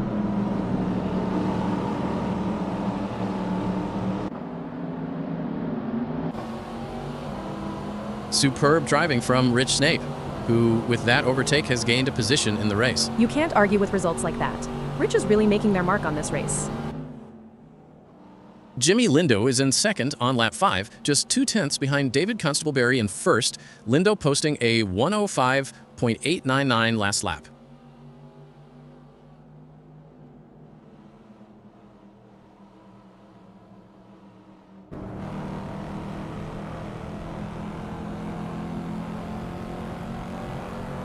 Lindo is trying their best, but can't seem to find the pace to keep up with David Constableberry at the moment.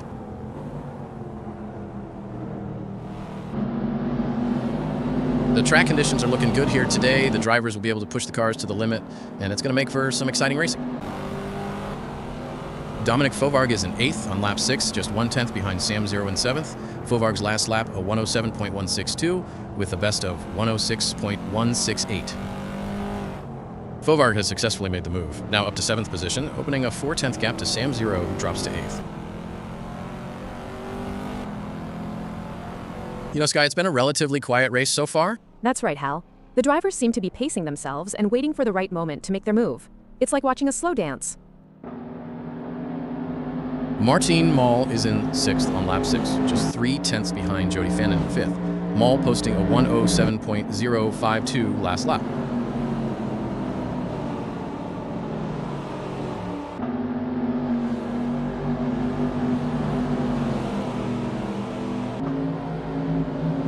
Moll remains in 6th, still locked in at 3/10 behind Jody Fannin in 5th, the gap unchanging.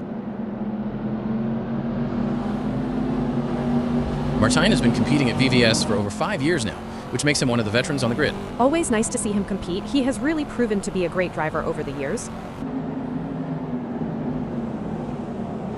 The gap between Fannin and John Bountakis is razor thin as they vie for 4th in this nail-biting contest. Heartbreak for Fannin as they slip down the field. Yes, but there's still plenty of race left. Jody has to stay calm and focused and make their move when the time is right. Fannin drops another spot, now in 10th, trailing Bountakis in 4th by nearly 13 seconds. Rich Snape is in 6th on lap 7, 2/10 behind Dominic Fovarg in 5th. Snape's last lap, a 106.287.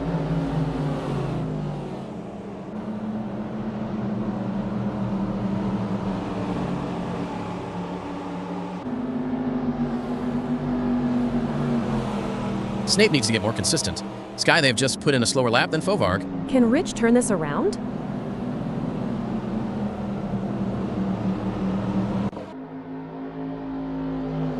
Adam Tyus is in 10th on lap 8, 3/10 behind Thomas Kruger Dorado in 9th. Tyus with a 107.000 last lap.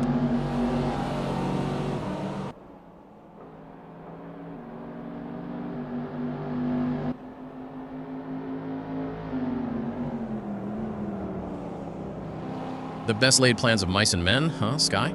But it's certainly not going to plan for Tyus right now as they are struggling to keep up with Thomas.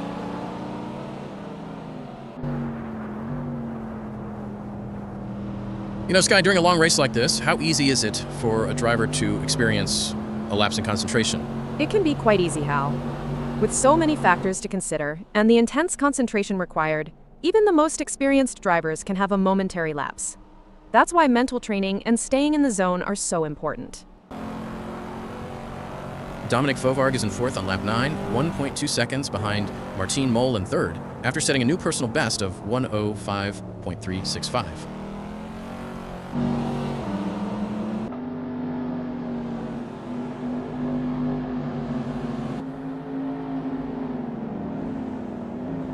Fovarg remains in fourth, but Mol in third has edged out slightly, making the gap 1.3 seconds. Look at the way the drivers are hugging those corners. It's like they're on rails. Speaking of rails, did you know that the first racetrack was built on a railway in 1896? I bet those drivers were chugging along. Ha ha, I bet they were. But things have come a long way since then, haven't they? Definitely. It's amazing to think about the technology that goes into these cars now. I mean, they have more computing power than some countries.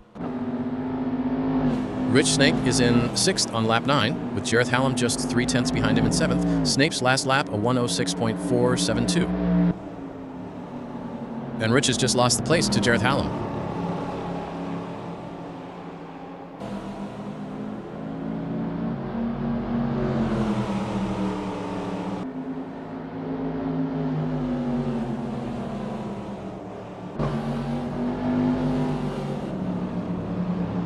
John Bantakis is in sixth on lap 10, with Rich Snape just 2/10 behind him in seventh. Bantakis' last lap, a 1:07.402. A great moment for Bantakis, who has just gained a place and moved up the standings. That's what we like to see. Bantakis is really showing their class today. You can feel the tension in the air. The drivers are all focused, putting everything on the line for a chance at victory, pushing themselves and their machines to the limit. And let's not forget about the incredible machines themselves. Absolutely. It's amazing to think about the kind of engineering and innovation that goes into making these vehicles, but it all comes down to the drivers, who have to be able to handle the power and speed. It's going to be thrilling seeing how this race turns out. Rich Snape has made another move, back up to sixth on lap 10, just 1/10 ahead of John Bantakis in seventh. Snape's last lap, a 1:07.749. This battle between Snape and Bantakis is fantastic to watch. They are really trading blows out there.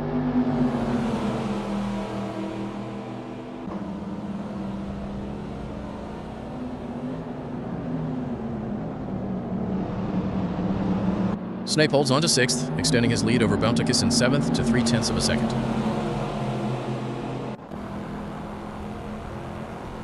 Looks like Bantakis is really pushing it to the limit. They're taking those curves aggressively, but that can unsettle the car and cause handling issues. Indeed, taking too much curb can upset the car's balance, leading to oversteer or understeer. It's all about finding the right balance between speed and control. Don't forget the role of aerodynamics. John Bantakis should use slipstreaming to their advantage and close the gap to Rich Snape.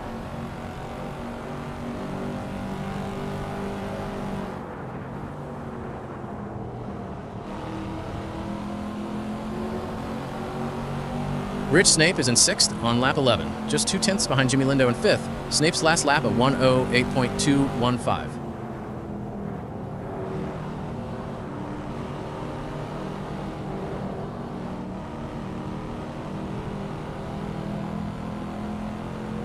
Snape holds sixth, still keeping that 2/10 gap to Jimmy Lindo in fifth.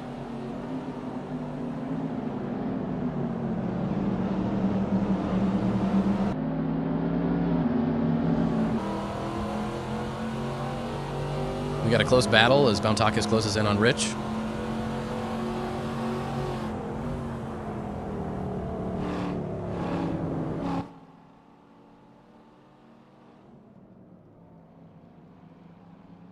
It seems like John Bantakis is struggling. They are not able to maintain their pace.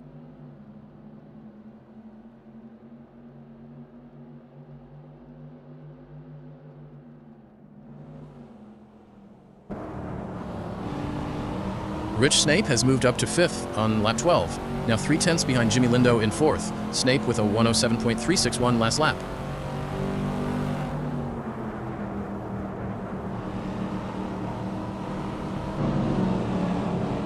Snape has dropped back to sixth, now 0.2 behind Lindo, who is still in fourth. A tricky few corners for Snape there.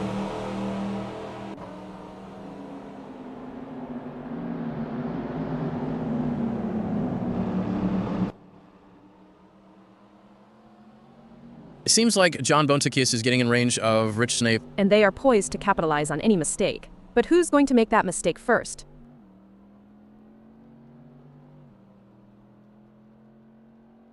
John Bantakis has dropped to eighth, but Rich Snape has had a significant problem, now a distant ninth, over 5 seconds behind Bantakis.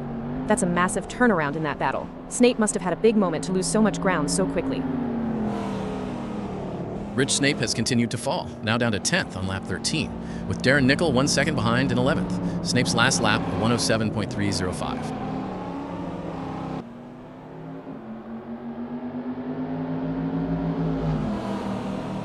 Rich Snape has lost yet another position, now down to 11th and side by side with Darren Nickel in 10th. Jimmy Lindo is on a mission, chasing Jareth Hallam, who's desperately trying to stay ahead. Sometimes you have to take risks to win, but pushing the car too hard can be a costly mistake. Jimmy Lindo wants to be careful not to overdo it.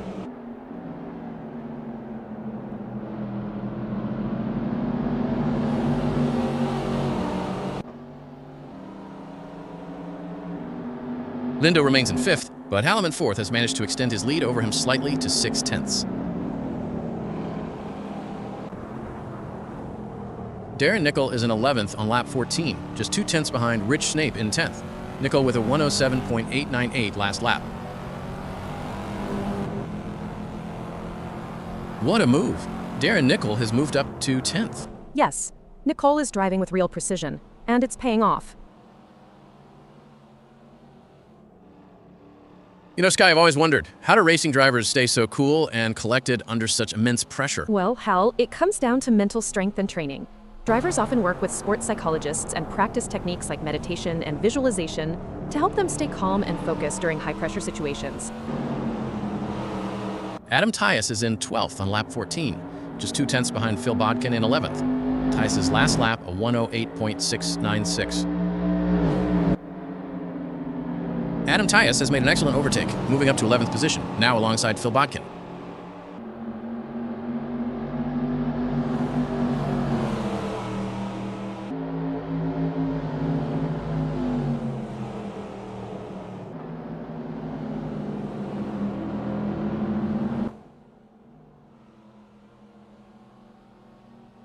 This is what high-octane racing looks like. Daddy Dave is breathing down the neck of Maul, not giving them any room to relax. It's a thrilling battle for position as these two drivers give it their all. Who will come out on top? This is racing at its finest.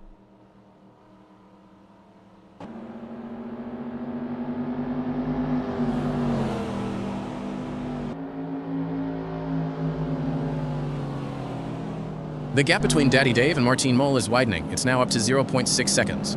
DCB needs to pick up the pace for sure, but I don't think they have it in them. Thomas Kruger-Dorado is in 6th on lap 16, half a second behind Jimmy Lindo in 5th. Kruger-Dorado's last lap, a 106.530.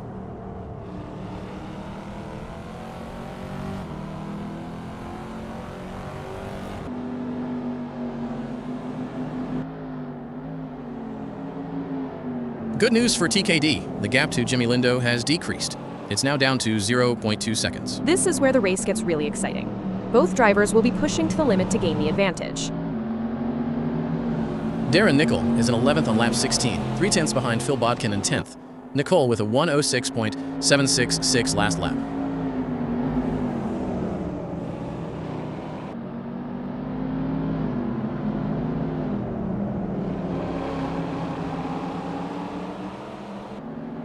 The gap between Darren Nickel and Bodkin is growing. It's now up to 0.6 seconds. Nickel needs to keep pushing, even when things aren't going their way. If they can close the gap down, they may be able to bring the fight to Botters. Thomas Kruger-Dorado is in 6th on lap 17, just 2/10 ahead of Sam Zero in 7th. Kruger-Dorado's last lap, a 106.738.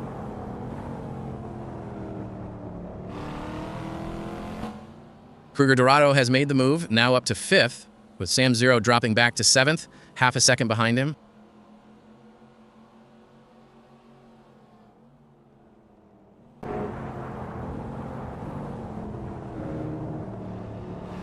The tension is building as Phil Bodkin trails behind Rich Snape. The gap is slowly but surely decreasing, and the pressure is mounting. Can Rich Snape hold on, or will Phil Bodkin be able to close them down?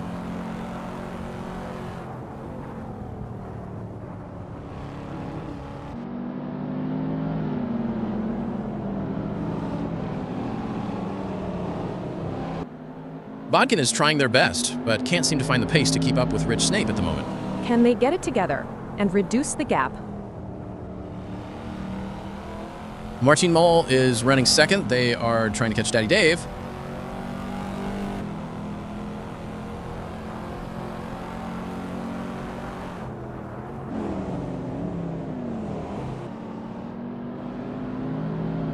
The best laid plans of mice and men, huh, Sky? But it's certainly not going to plan for Martin Mole right now, as they are struggling to keep up with David Constable Barry.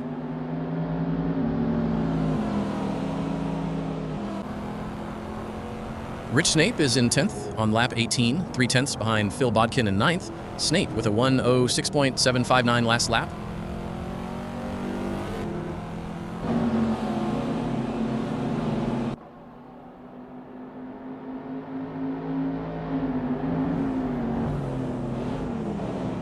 It's not going to plan for Rich Snape. They are still behind Phil Bodkin, and the gap is increasing. I don't think they have an answer for this right now. The mid-table bandit is going well. If he gets too far up the order, he'll get a nosebleed. This is a thrilling battle as John Boontakis edges closer to Jimmy Lindo in their fight for P7.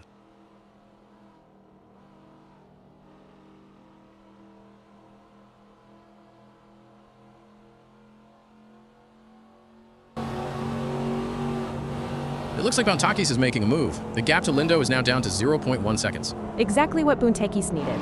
They can't afford to lose any more ground to Lindo. David Constable-Berry leads the field, just 20 seconds from the checkered flag, holding a 2.6 second advantage over Dominic Fovarg.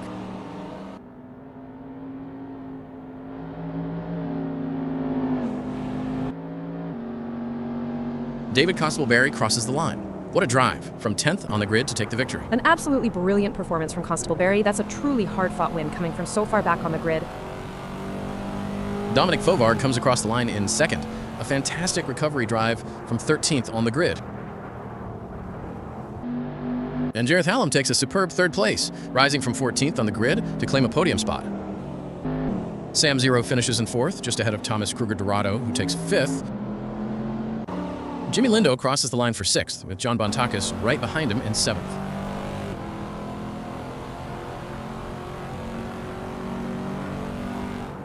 Rich Snape comes home in 8th position, a strong finish after an eventful race for him. He really battled hard out there, some ups and downs, but to finish in the top 8 after all that is a testament to his drive.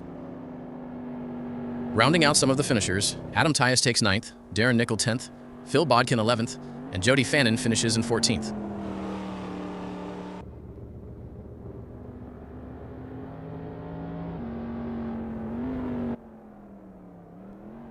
Joel Lemrich crosses the line, coming home in 12th position. He had some tough moments mid-race, so to bring it home in 12th is a solid effort in a very competitive field.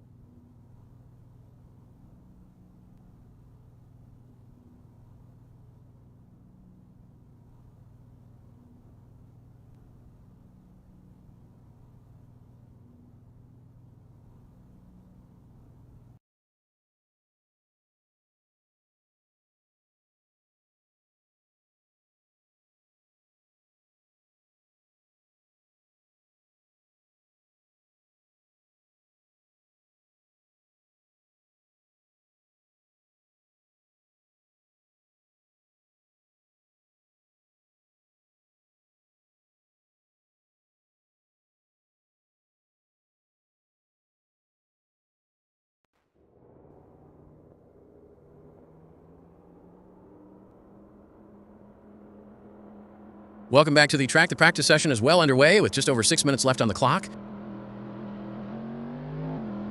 Darren Nickel is out on track, still waiting to register his first competitive lap time for this session.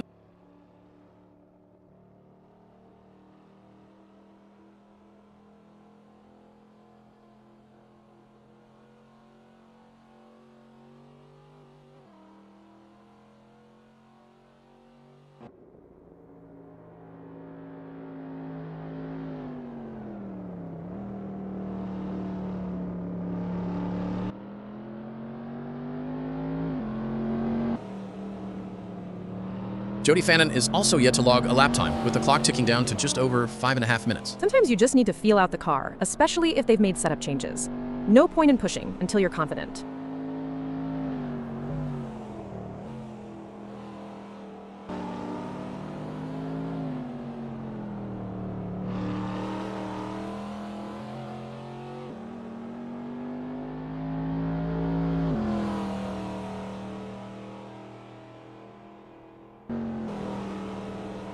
Still no time on the board for Darren Nickel as we dip under the 5-minute mark for this session.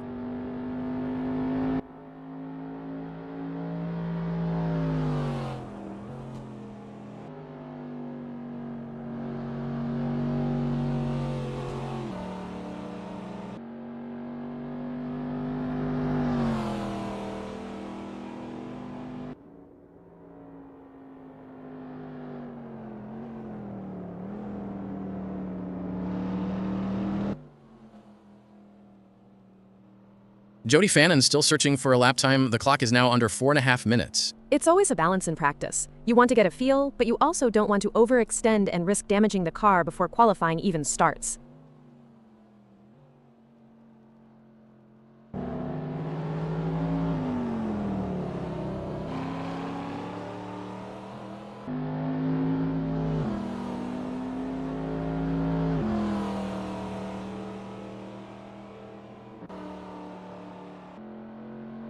David Constable-Berry also yet to register a lap time as we approach the 4-minute mark in this practice session.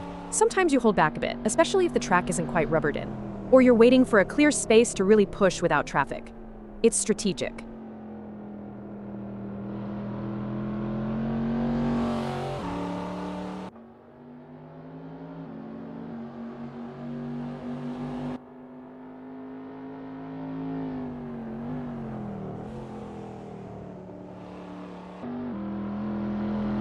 Martin Mole is another driver yet to put a time on the board, with just over 3.5 minutes remaining in practice. It's cutting it fine for some of these drivers. You need at least one good flying lap to check the car's balance before the session ends.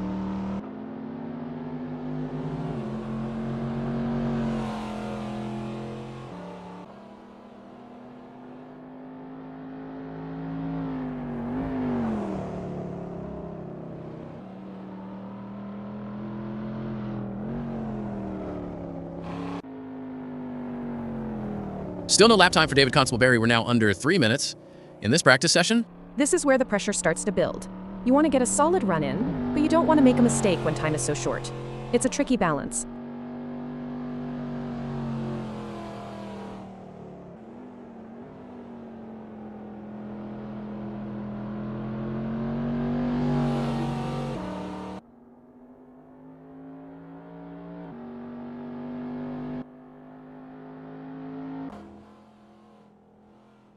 And there it is. Jody Fannin finally puts a time on the board, and it's a quick one. 105.508, straight into P1. That's how you do it when the clock is ticking down. Find your rhythm, hit your marks, and put down a banker lap. It's crucial for confidence.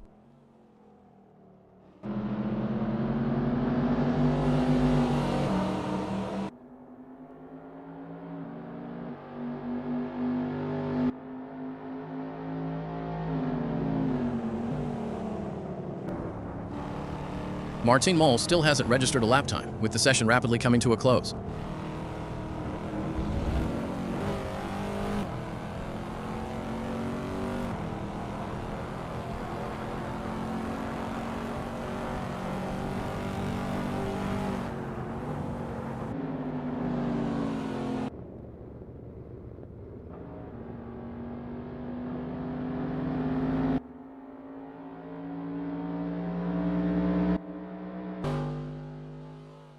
Jody Fannin continues to hold on to that top spot as the final minute and 17 seconds tick away.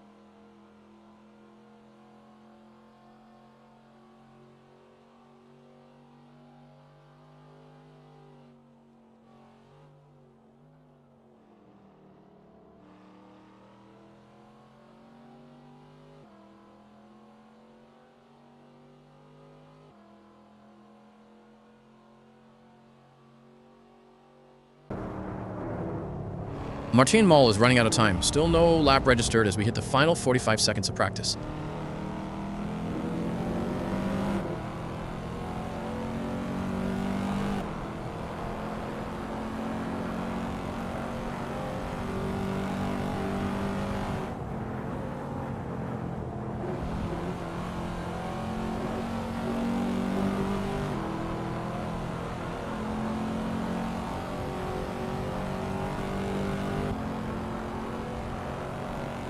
Just 13 seconds left, and David Constable-Barry still hasn't managed to get a lap time on the board. At this point, it's just about getting across the line to register something, anything, for the data loggers. It's too late for a proper flying lap.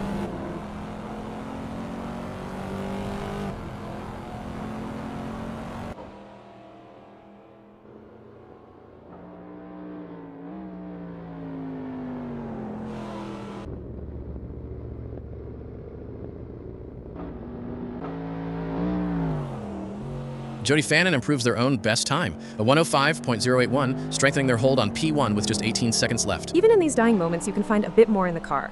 That's a great demonstration of pushing to the very limit of the session.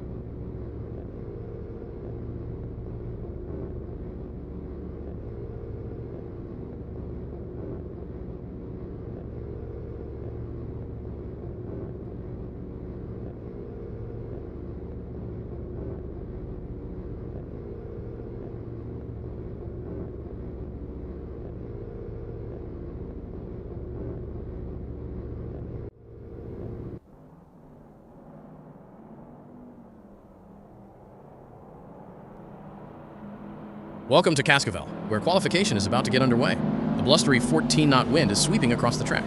That 14-knot wind will be quite a challenge. You definitely feel that crosswind pushing you offline at high speed, especially through the quick corners here.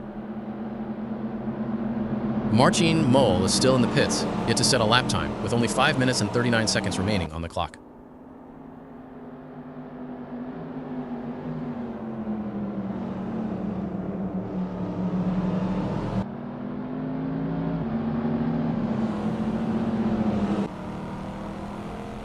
Adam Tyus is another driver, still waiting to post a time as the clock ticks down to just 5 minutes and 18 seconds left in qualifying.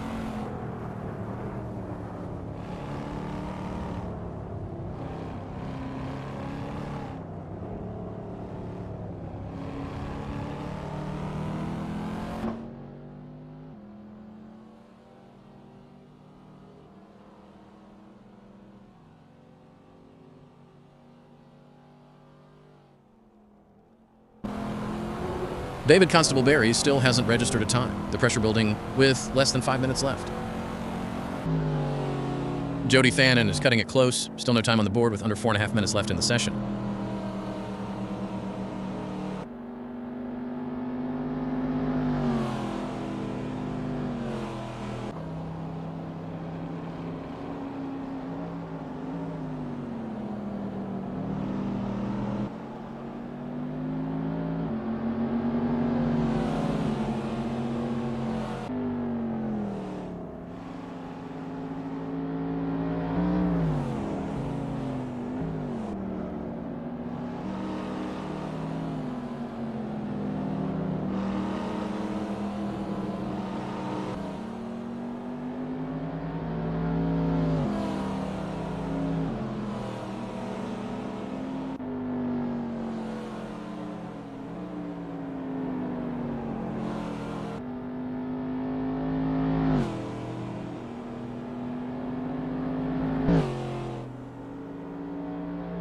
Jody Fannin crosses the line with a 104.877, immediately putting them into provisional pole position. Marcin Mol registers a 105.008, slotting straight into second place on his opening run. That's an impressive first effort, putting them right in the mix and very close to Fannin's provisional pole.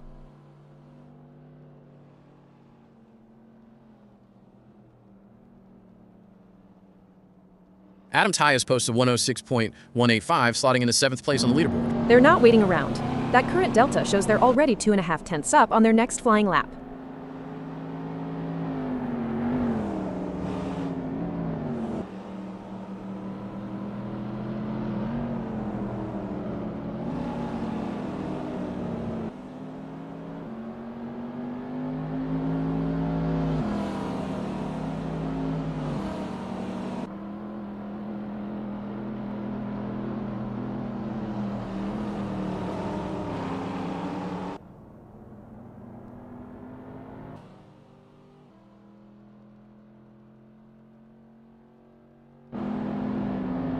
Adam Tyus completes that lap. A 106.185 keeps them in 10th position with just over 2 minutes remaining. They'll need to find some significant pace in these final moments if they want to improve on that.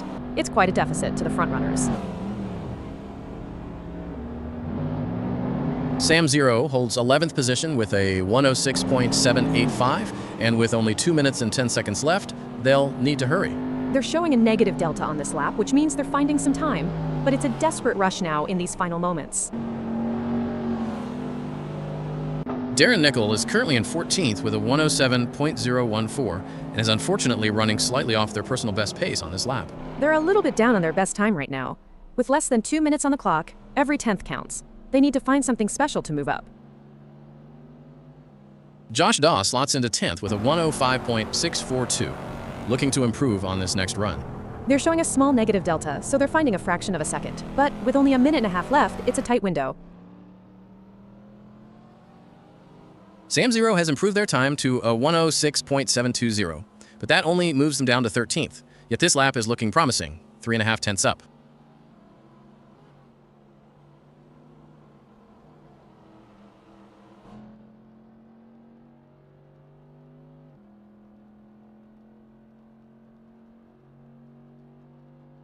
Sam Zero shaves time off, now a 106.212.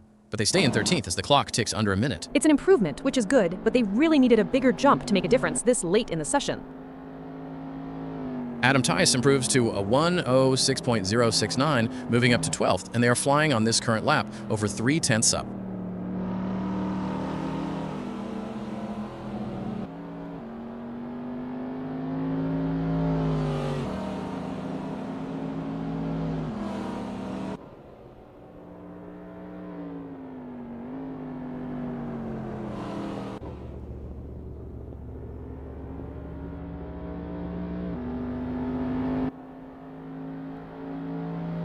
Adam Tice finds more time, a 1:05.970, staying in 12th as qualifying winds down to its final seconds.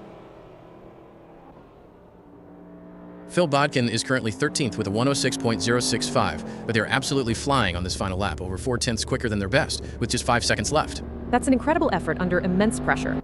Finding that much time in the final sector of a qualifying session is a real testament to focus. They are really pushing. Martine Mull holds third with a 1:05.008, the clock showing just 14 seconds remaining in this session.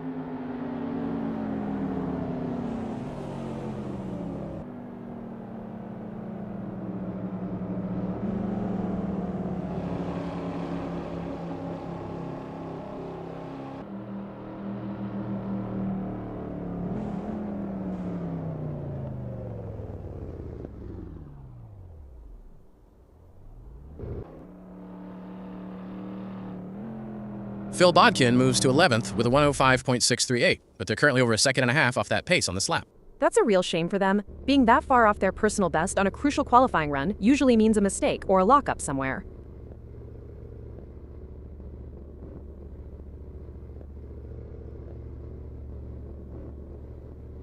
Welcome, race fans. The lights are about to go out here at Cascavel for what promises to be an incredible start to the season. It's all about getting that perfect launch, especially with a 10-knot wind. You can feel that in the car. I know from experience it makes a difference to stability off the line. Dominic Fovarg, the Briton, starts from third on the grid in his Chevrolet Copa Montana, an exciting Pro-Am talent to watch today.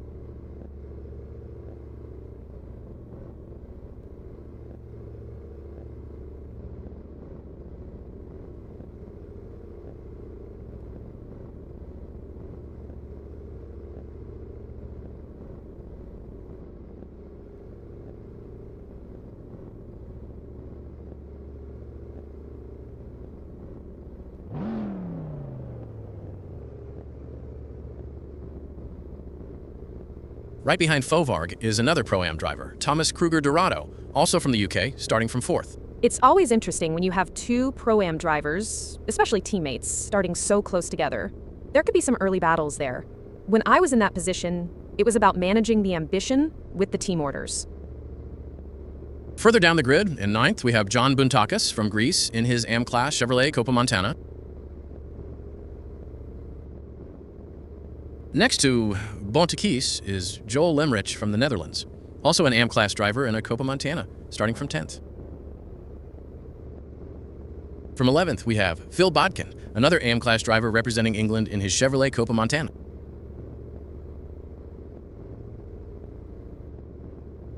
And completing the AM-Class quartet we've just mentioned, Josh Doe starts from 12th in his Copa Montana.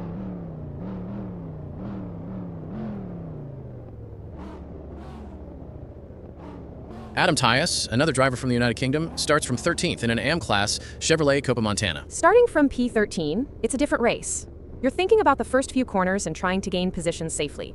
When I was starting mid-pack, that was always the immediate focus. Next to Tice, in 14th, is Sam Zero, another British AM-Class driver in a Copa Montana. Darren Nickel, yet another United Kingdom driver, will be starting from 15th in his AM-Class Chevrolet Copa Montana. We're seeing a real strong British contingent in the AM-Class today. They'll be fighting hard amongst themselves, but also keeping an eye on the Pro-Am drivers ahead. It's a very different mindset and approach when you're competing within your own class. Jody Fannin, a Pro-Class driver, is on pole position in his Chevrolet Copa Montana, ready to lead the pack.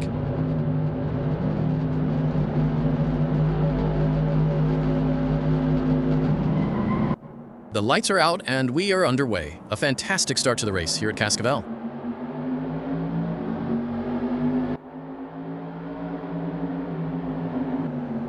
Jody Fannin holds onto the lead through the first corners, exactly what he needed from pole position. Maintaining that first lap lead is crucial, especially at a track like Cascavel. You don't want any surprises early on. I always focused on getting clean air and establishing a rhythm quickly.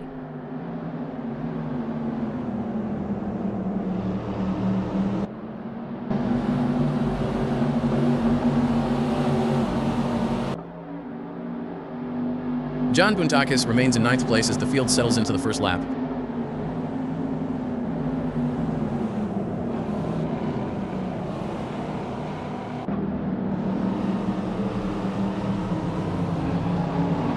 Buntakis holds his 9th position through the opening stages of this first lap.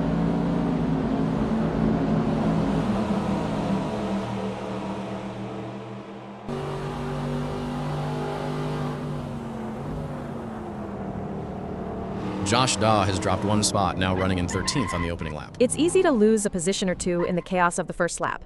The key now is to settle down and start looking for opportunities to get that place back. You can't panic. Daw has dropped 2 more places, now running in 15th.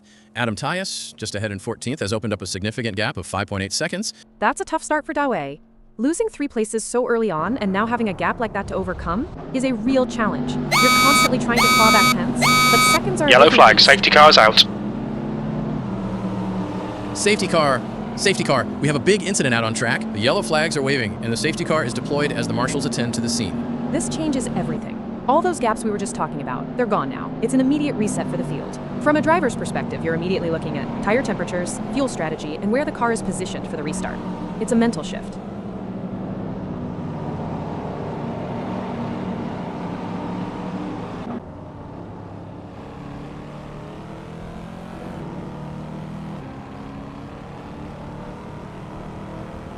Fantastic racing on show here today, and it's not just the top drivers who are impressing us. Even the drivers at the back of the pack are putting up a good fight, battling it out for every position. It's a testament to the level of competition at virtual velocity.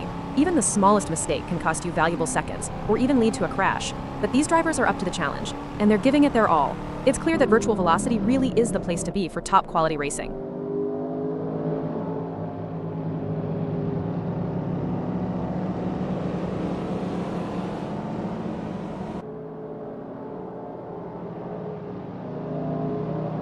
Safety car is still leading the field after several laps. This is really putting the drivers to the test, having to stay focused and ready to pounce at a moment's notice. It can be tough to keep your adrenaline pumping when you're driving at slower speeds. Safety car in this lap. Their concentration. It's also a challenge for the teams. They have to keep their drivers calm and focused despite the frustration of being stuck behind the safety car. The safety car lights are off and it's pulling into the pits. We are going green again very soon. This is it. The restart is absolutely crucial. You want to be perfectly positioned to attack or defend into that first corner. It's like a mini race in itself. Rich Snape, currently in 8th, has Joel Lemrich right on his tail. Just 0.3 separating them as we restart on lap 2. Get ready, safety car's clear. That's a very small margin, particularly into a corner after a safety car. Snape will be acutely aware of Lemrich's presence there. It's all about holding that line and not making any mistakes. I've had many races decided by gaps like that.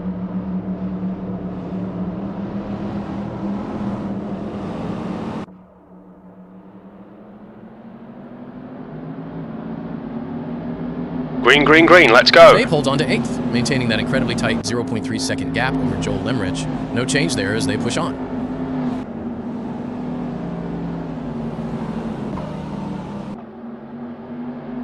Jody Fannin has dropped to 2nd place on lap 3. Martine Moll has taken the lead, and Fannin is now just 0.3 seconds behind him. A truly incredible battle for the front. This is exactly what you want to see after a restart. Fannin will be absolutely pushing to get that position back. When you're right on someone's gearbox like that, you're constantly looking for an opening, assessing their lines.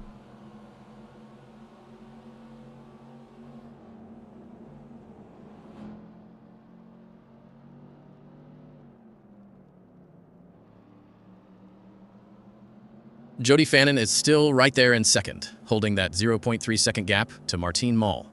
The lead battle is incredibly tight. Joel Lemrich continues to harry Rich Snape, still just 0.3 of a second behind him, in 9th position on this lap 3.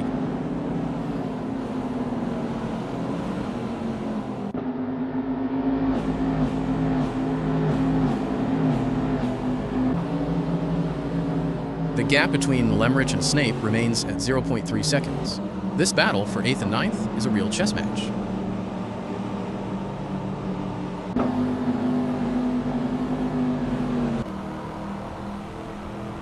John Bontakis is now in 13th, just 1/10 of a second behind Sam Zero in 12th. That is an incredibly tight battle for position. Bontakis has made the move. He's up into 12th position, now ahead of Sam Zero by 2/10 of a second. That's how quickly things can change with such small gaps. Bontakis clearly found his moment and exploited it. Getting the run out of a corner makes all the difference when you're that close. And Bontakis is on a charge. He's up another position into 11th, and has now opened up a 0.8 second lead over Sam Zero. He's really found his rhythm now. When you make a pass and immediately start building a gap, that's a sign of real confidence. He's not just making the move, he's solidifying it.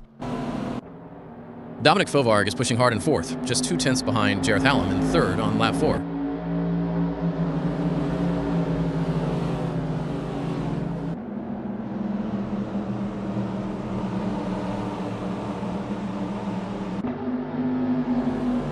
Fovarg remains in 4th, but that gap to Hallam has just edged out to 3/10 now. Even a 10th can make a difference in planning a pass. Hallam might just be finding a little bit more pace, or Fovarg is losing that crucial toe. It's a game of fractions. Jody Fannin is still chasing Martine Moll for the lead on lap 5, the gap now at 0.4 seconds.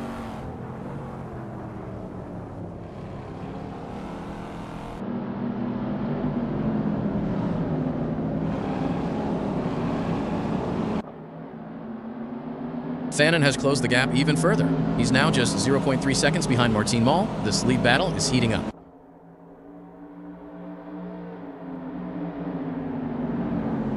What a race we have on our hands, especially that battle for the lead between Moll and Fannin. It's been incredibly tight since the restart. Absolutely. When you're that close to the car in front, every single corner exit, every brake point is magnified. You're constantly looking for even a tiny mistake from them. I've spent entire stints just a few tenths behind someone. And further back, we saw John Bontakis really come alive after the safety car, gaining 2 positions in quick succession. That's momentum for you. Sometimes all it takes is one good pass, one clean lap, and suddenly you feel like you can push harder. You get that confidence boost, and it shows in the lap times. It's all about consistency now, especially with around 13 minutes left. One small error can undo all that hard work. Exactly. You're balancing aggression with preservation.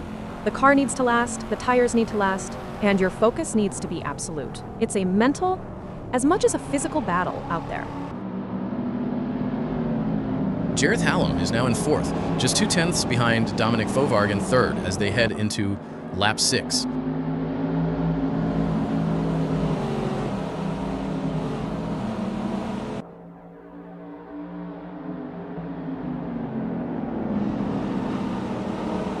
The gap between Jareth Hallam and Dominic is growing. It's now up to 0.5 seconds.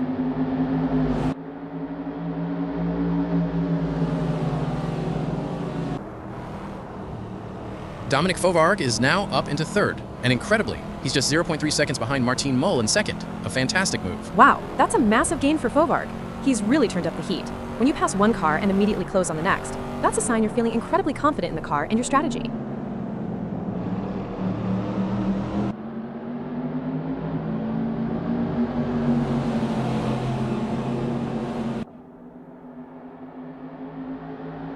Fovarg holds that 0.3 second gap to Moll. The top 3 are absolutely stacked together now. Jareth Hallam is still pushing in 4th, with the gap to Dominic Fovarg in 3rd at just 0.3 seconds.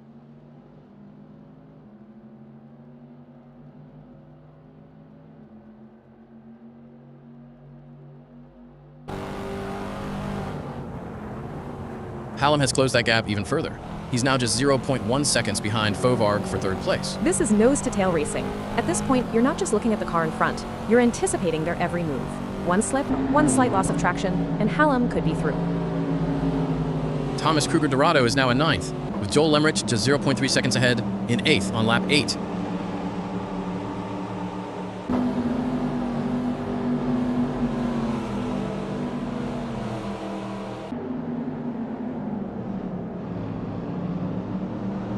The gap between Dorado and Lemrich has grown by a 10th, now 0.4 seconds as Dorado looks to reel him in. Even a 10th can make a difference in your strategy. Dorado will be trying to find that extra bit of pace now to close it back down. When I was chasing, sometimes it felt like you could taste the dirty air. Dominic Fovarg holds third position, with Jareth Hallam still only 2/10 behind him. An incredible battle for that final podium spot.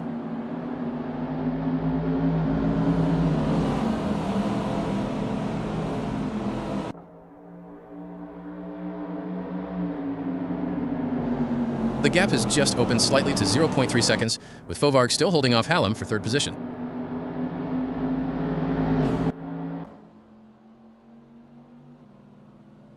John Boontakis is right on the tail of Phil Bodkin for 10th place, just 2/10 separating them on lap 8. Boontakis has made the move and is up into 10th.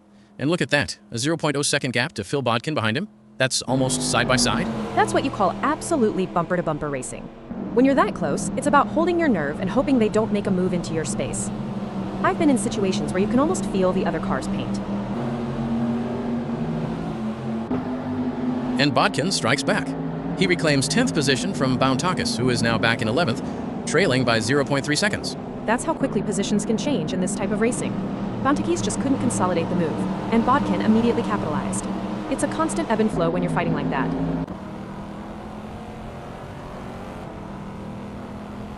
Joel Limrich is now running in 9th position, chasing Thomas Kruger-Dorado in 8th, with that gap between them at 0.3 seconds.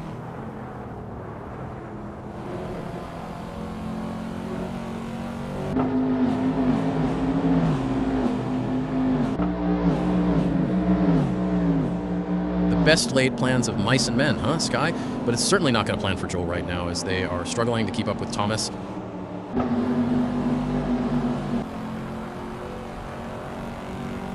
That battle we just saw between Boontakis and Bodkin, a real demonstration of how hard it is to hold a position once you've gained it. Absolutely. You make the pass, but then immediately, the car you've just overtaken is looking for a way back. It takes immense concentration to not just make the move, but to then defend it immediately.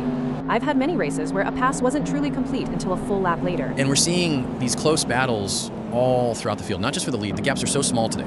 It means no driver can relax for a single second. Every corner exit, every brake zone is critical. You're constantly pushing the limits of the car and your own endurance. With just 8 minutes plus 1 lap remaining, this pressure is only going to intensify as we head towards the closing stages. That's when the really smart drivers shine.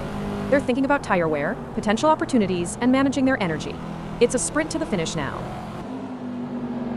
John Boontakis is back on the charge, closing right up to Phil Bodkin for 10th. The gap now just 2/10 on lap 10.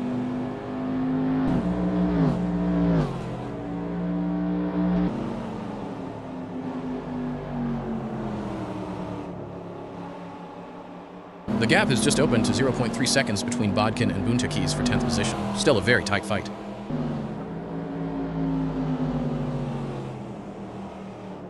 You know, Sky, I've always wondered, how do racing drivers stay so cool and collected under such immense pressure? Well, Hal, it comes down to mental strength and training. Drivers often work with sports psychologists and practice techniques like meditation and visualization to help them stay calm and focused during high-pressure situations.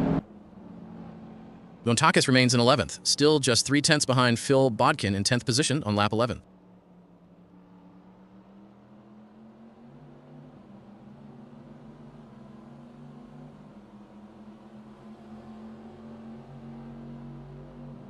The gap is stretched to 0.4 seconds between Bodkin and Boontakis. Bodkin finding a little extra breathing room there.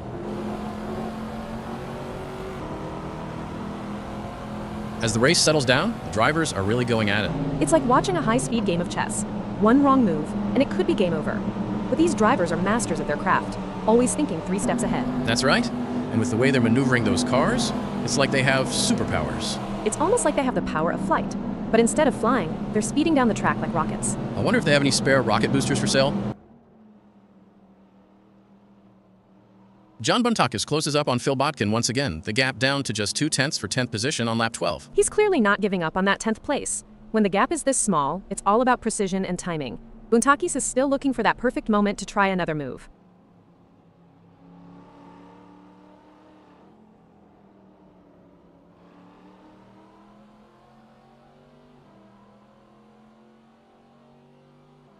The gap to Bodkin is back to 0.3 seconds for Boontakis. It's a real yo-yo battle. It shows that Bodkin isn't just defending, he's responding. Every time Boontakis closes, Bodkin finds a way to just eke out a little bit more. That's really impressive defensive driving. Rich Snape is making up ground, now in 6th, and only half a second behind Jareth Hallam in 5th on lap 13. He's really pushing now. That half-second gap is manageable, especially if Snape can string together a few clean corners and get a good tow. It's all about finding that rhythm at the stage.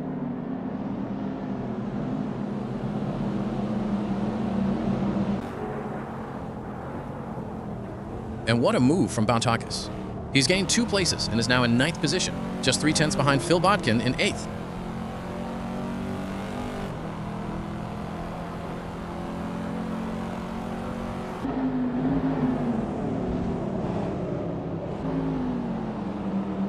Bantakis holds that 3/10 gap to Bodkin, a fantastic charge up into 9th place. He's really found something in these closing stages. That's a driver who's managed his tires well and has the confidence to push. To gain 2 spots and immediately be on the tail of the next car shows real determination. Things are going according to plan for Martin Moll, who is currently 11th. Martin Moll continues to drop down the order. He's now in 12th position, with Sam Zero, who was previously behind him, now ahead in 11th by 0.6 seconds.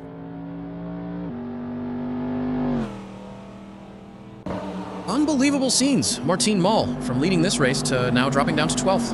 What on earth happened there? It's a huge fall from grace. Something major must have affected the car or his strategy. To lose that many positions in such a short amount of time, it's a driver's worst nightmare. I've had mechanical issues that just snatch the win away. It's completely flipped the front of the race on its head, and the midfield battles continue to rage, with Bantakis making impressive gains. Bantakis is definitely a driver who's found his feet after that safety car. He's been consistently looking for openings and making them stick. That's the sign of someone really pushing right to the end. With just 4 minutes plus 1 lap remaining, this race is far from over, especially with all these close battles. Every second counts now. Drivers are pushing everything they've got left, managing the tires, and trying to avoid any last lap heroics that might go wrong. It's a high-stakes finish.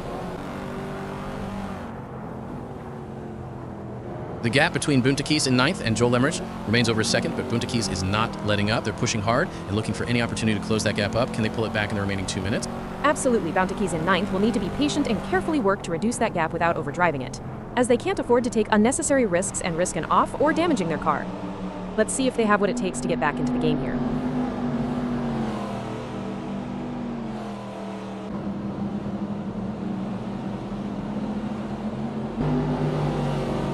Dominic Fovarg is now in 6th, and he's closing in on Jimmy Lindo in 5th. The gap just 0.4 seconds on lap 15.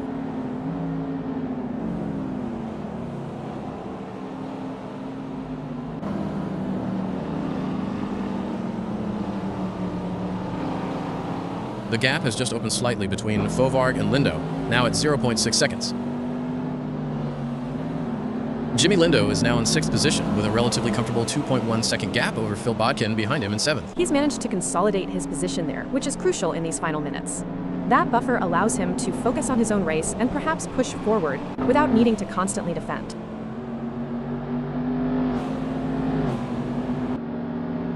Huge changes. Jimmy Lindo has dropped 2 places to 8th, and Phil Bodkin is now ahead of him in 6th with a 1.2 second gap. That's a significant shift in a very short space of time. Lindo must have had a moment or an issue to lose those 2 spots, while Bodkin has clearly found some incredible late pace to capitalize.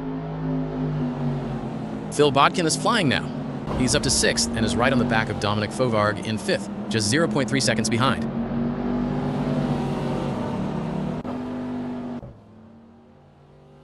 Joel Emmerich is in 10th, still chasing Thomas Kruger-Dorado for 9th. The gap now 0.4 seconds on lap 16. He's trying to find that late burst of pace to make a move. At this point, with so few laps left, every single corner has to be perfect if he wants to close that gap and challenge.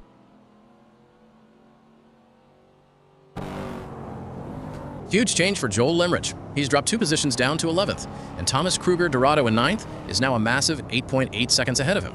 That's a huge loss of time and position for Lemrich. To suddenly have a gap like that suggests a serious issue or a major mistake. Recovering from that now, with so little time left, will be incredibly difficult. Jareth Hallam is now in 3rd and just 0.2 behind David Constable-Berry in 2nd place on lap 17.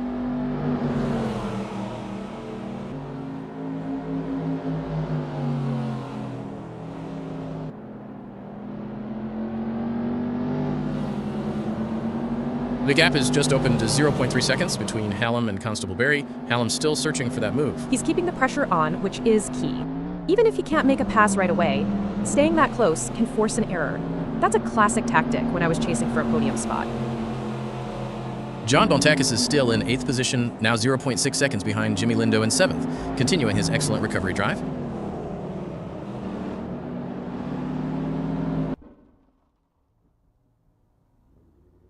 Martin Mole continues to struggle, now in 11th place with a huge 9.3 second gap to Sam 0 in 10th on lap 17. Thomas Kruger-Dorado is now in 10th, 0.6 seconds behind John Bontakis in 9th after that big shuffle. It's all changed in the midfield. Dorado will be looking to close that gap to Bontakis now, knowing that every position is vital in these final moments. Dorado has gained a place. He's now in 9th, just 0.3 seconds behind John Bontakis in 8th. He's really putting the pressure on Bontakis now. That's a driver who refused to give up, and he's been rewarded with a position gain. The fight for those midfield points is absolutely fierce. John Bontakis is still in 8th, but he is now just 1/10 behind Jimmy Lindo in 7th. What a battle this is. He's absolutely relentless. That's a driver who knows how to fight to the very last lap. When you're this close, every single corner is an opportunity to make the move. Bontakis has made the move. He's up into 7th position and has put a second between himself and Jimmy Lindo. What an incredible effort from Bontakis. He saw the opportunity, took it, and immediately put clean air between himself and Lindo. That's a textbook pass and consolidation in these final stages. Jody Fannin takes the checkered flag and wins the race. A sensational drive from pole position. Jareth Hallam crosses the line in 2nd place. A fantastic performance, moving up from 5th on the grid. David Constable-Berry takes the final podium spot, finishing 3rd after starting from 6th. And across the line come Rich Snape in 4th, Dominic Fovarg in 5th, Phil Bodkin in 6th, and John Bontakis completing a remarkable drive in 7th. What a finish for those drivers. Bontakis especially showed incredible tenacity to fight his way up to 7th. That's a race you can be proud of, pushing right to the end.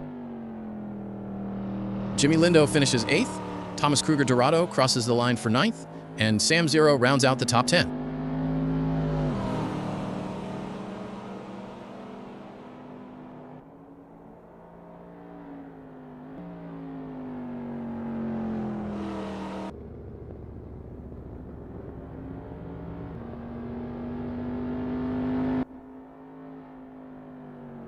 Darren Nickel crosses the line in 11th position. Every position counts, and 11th is a solid finish, especially in such a competitive field. You're always looking to grab those final points. Darren Nickel has pulled into the pits from 11th position on lap 19, a late stop with just 2 minutes remaining.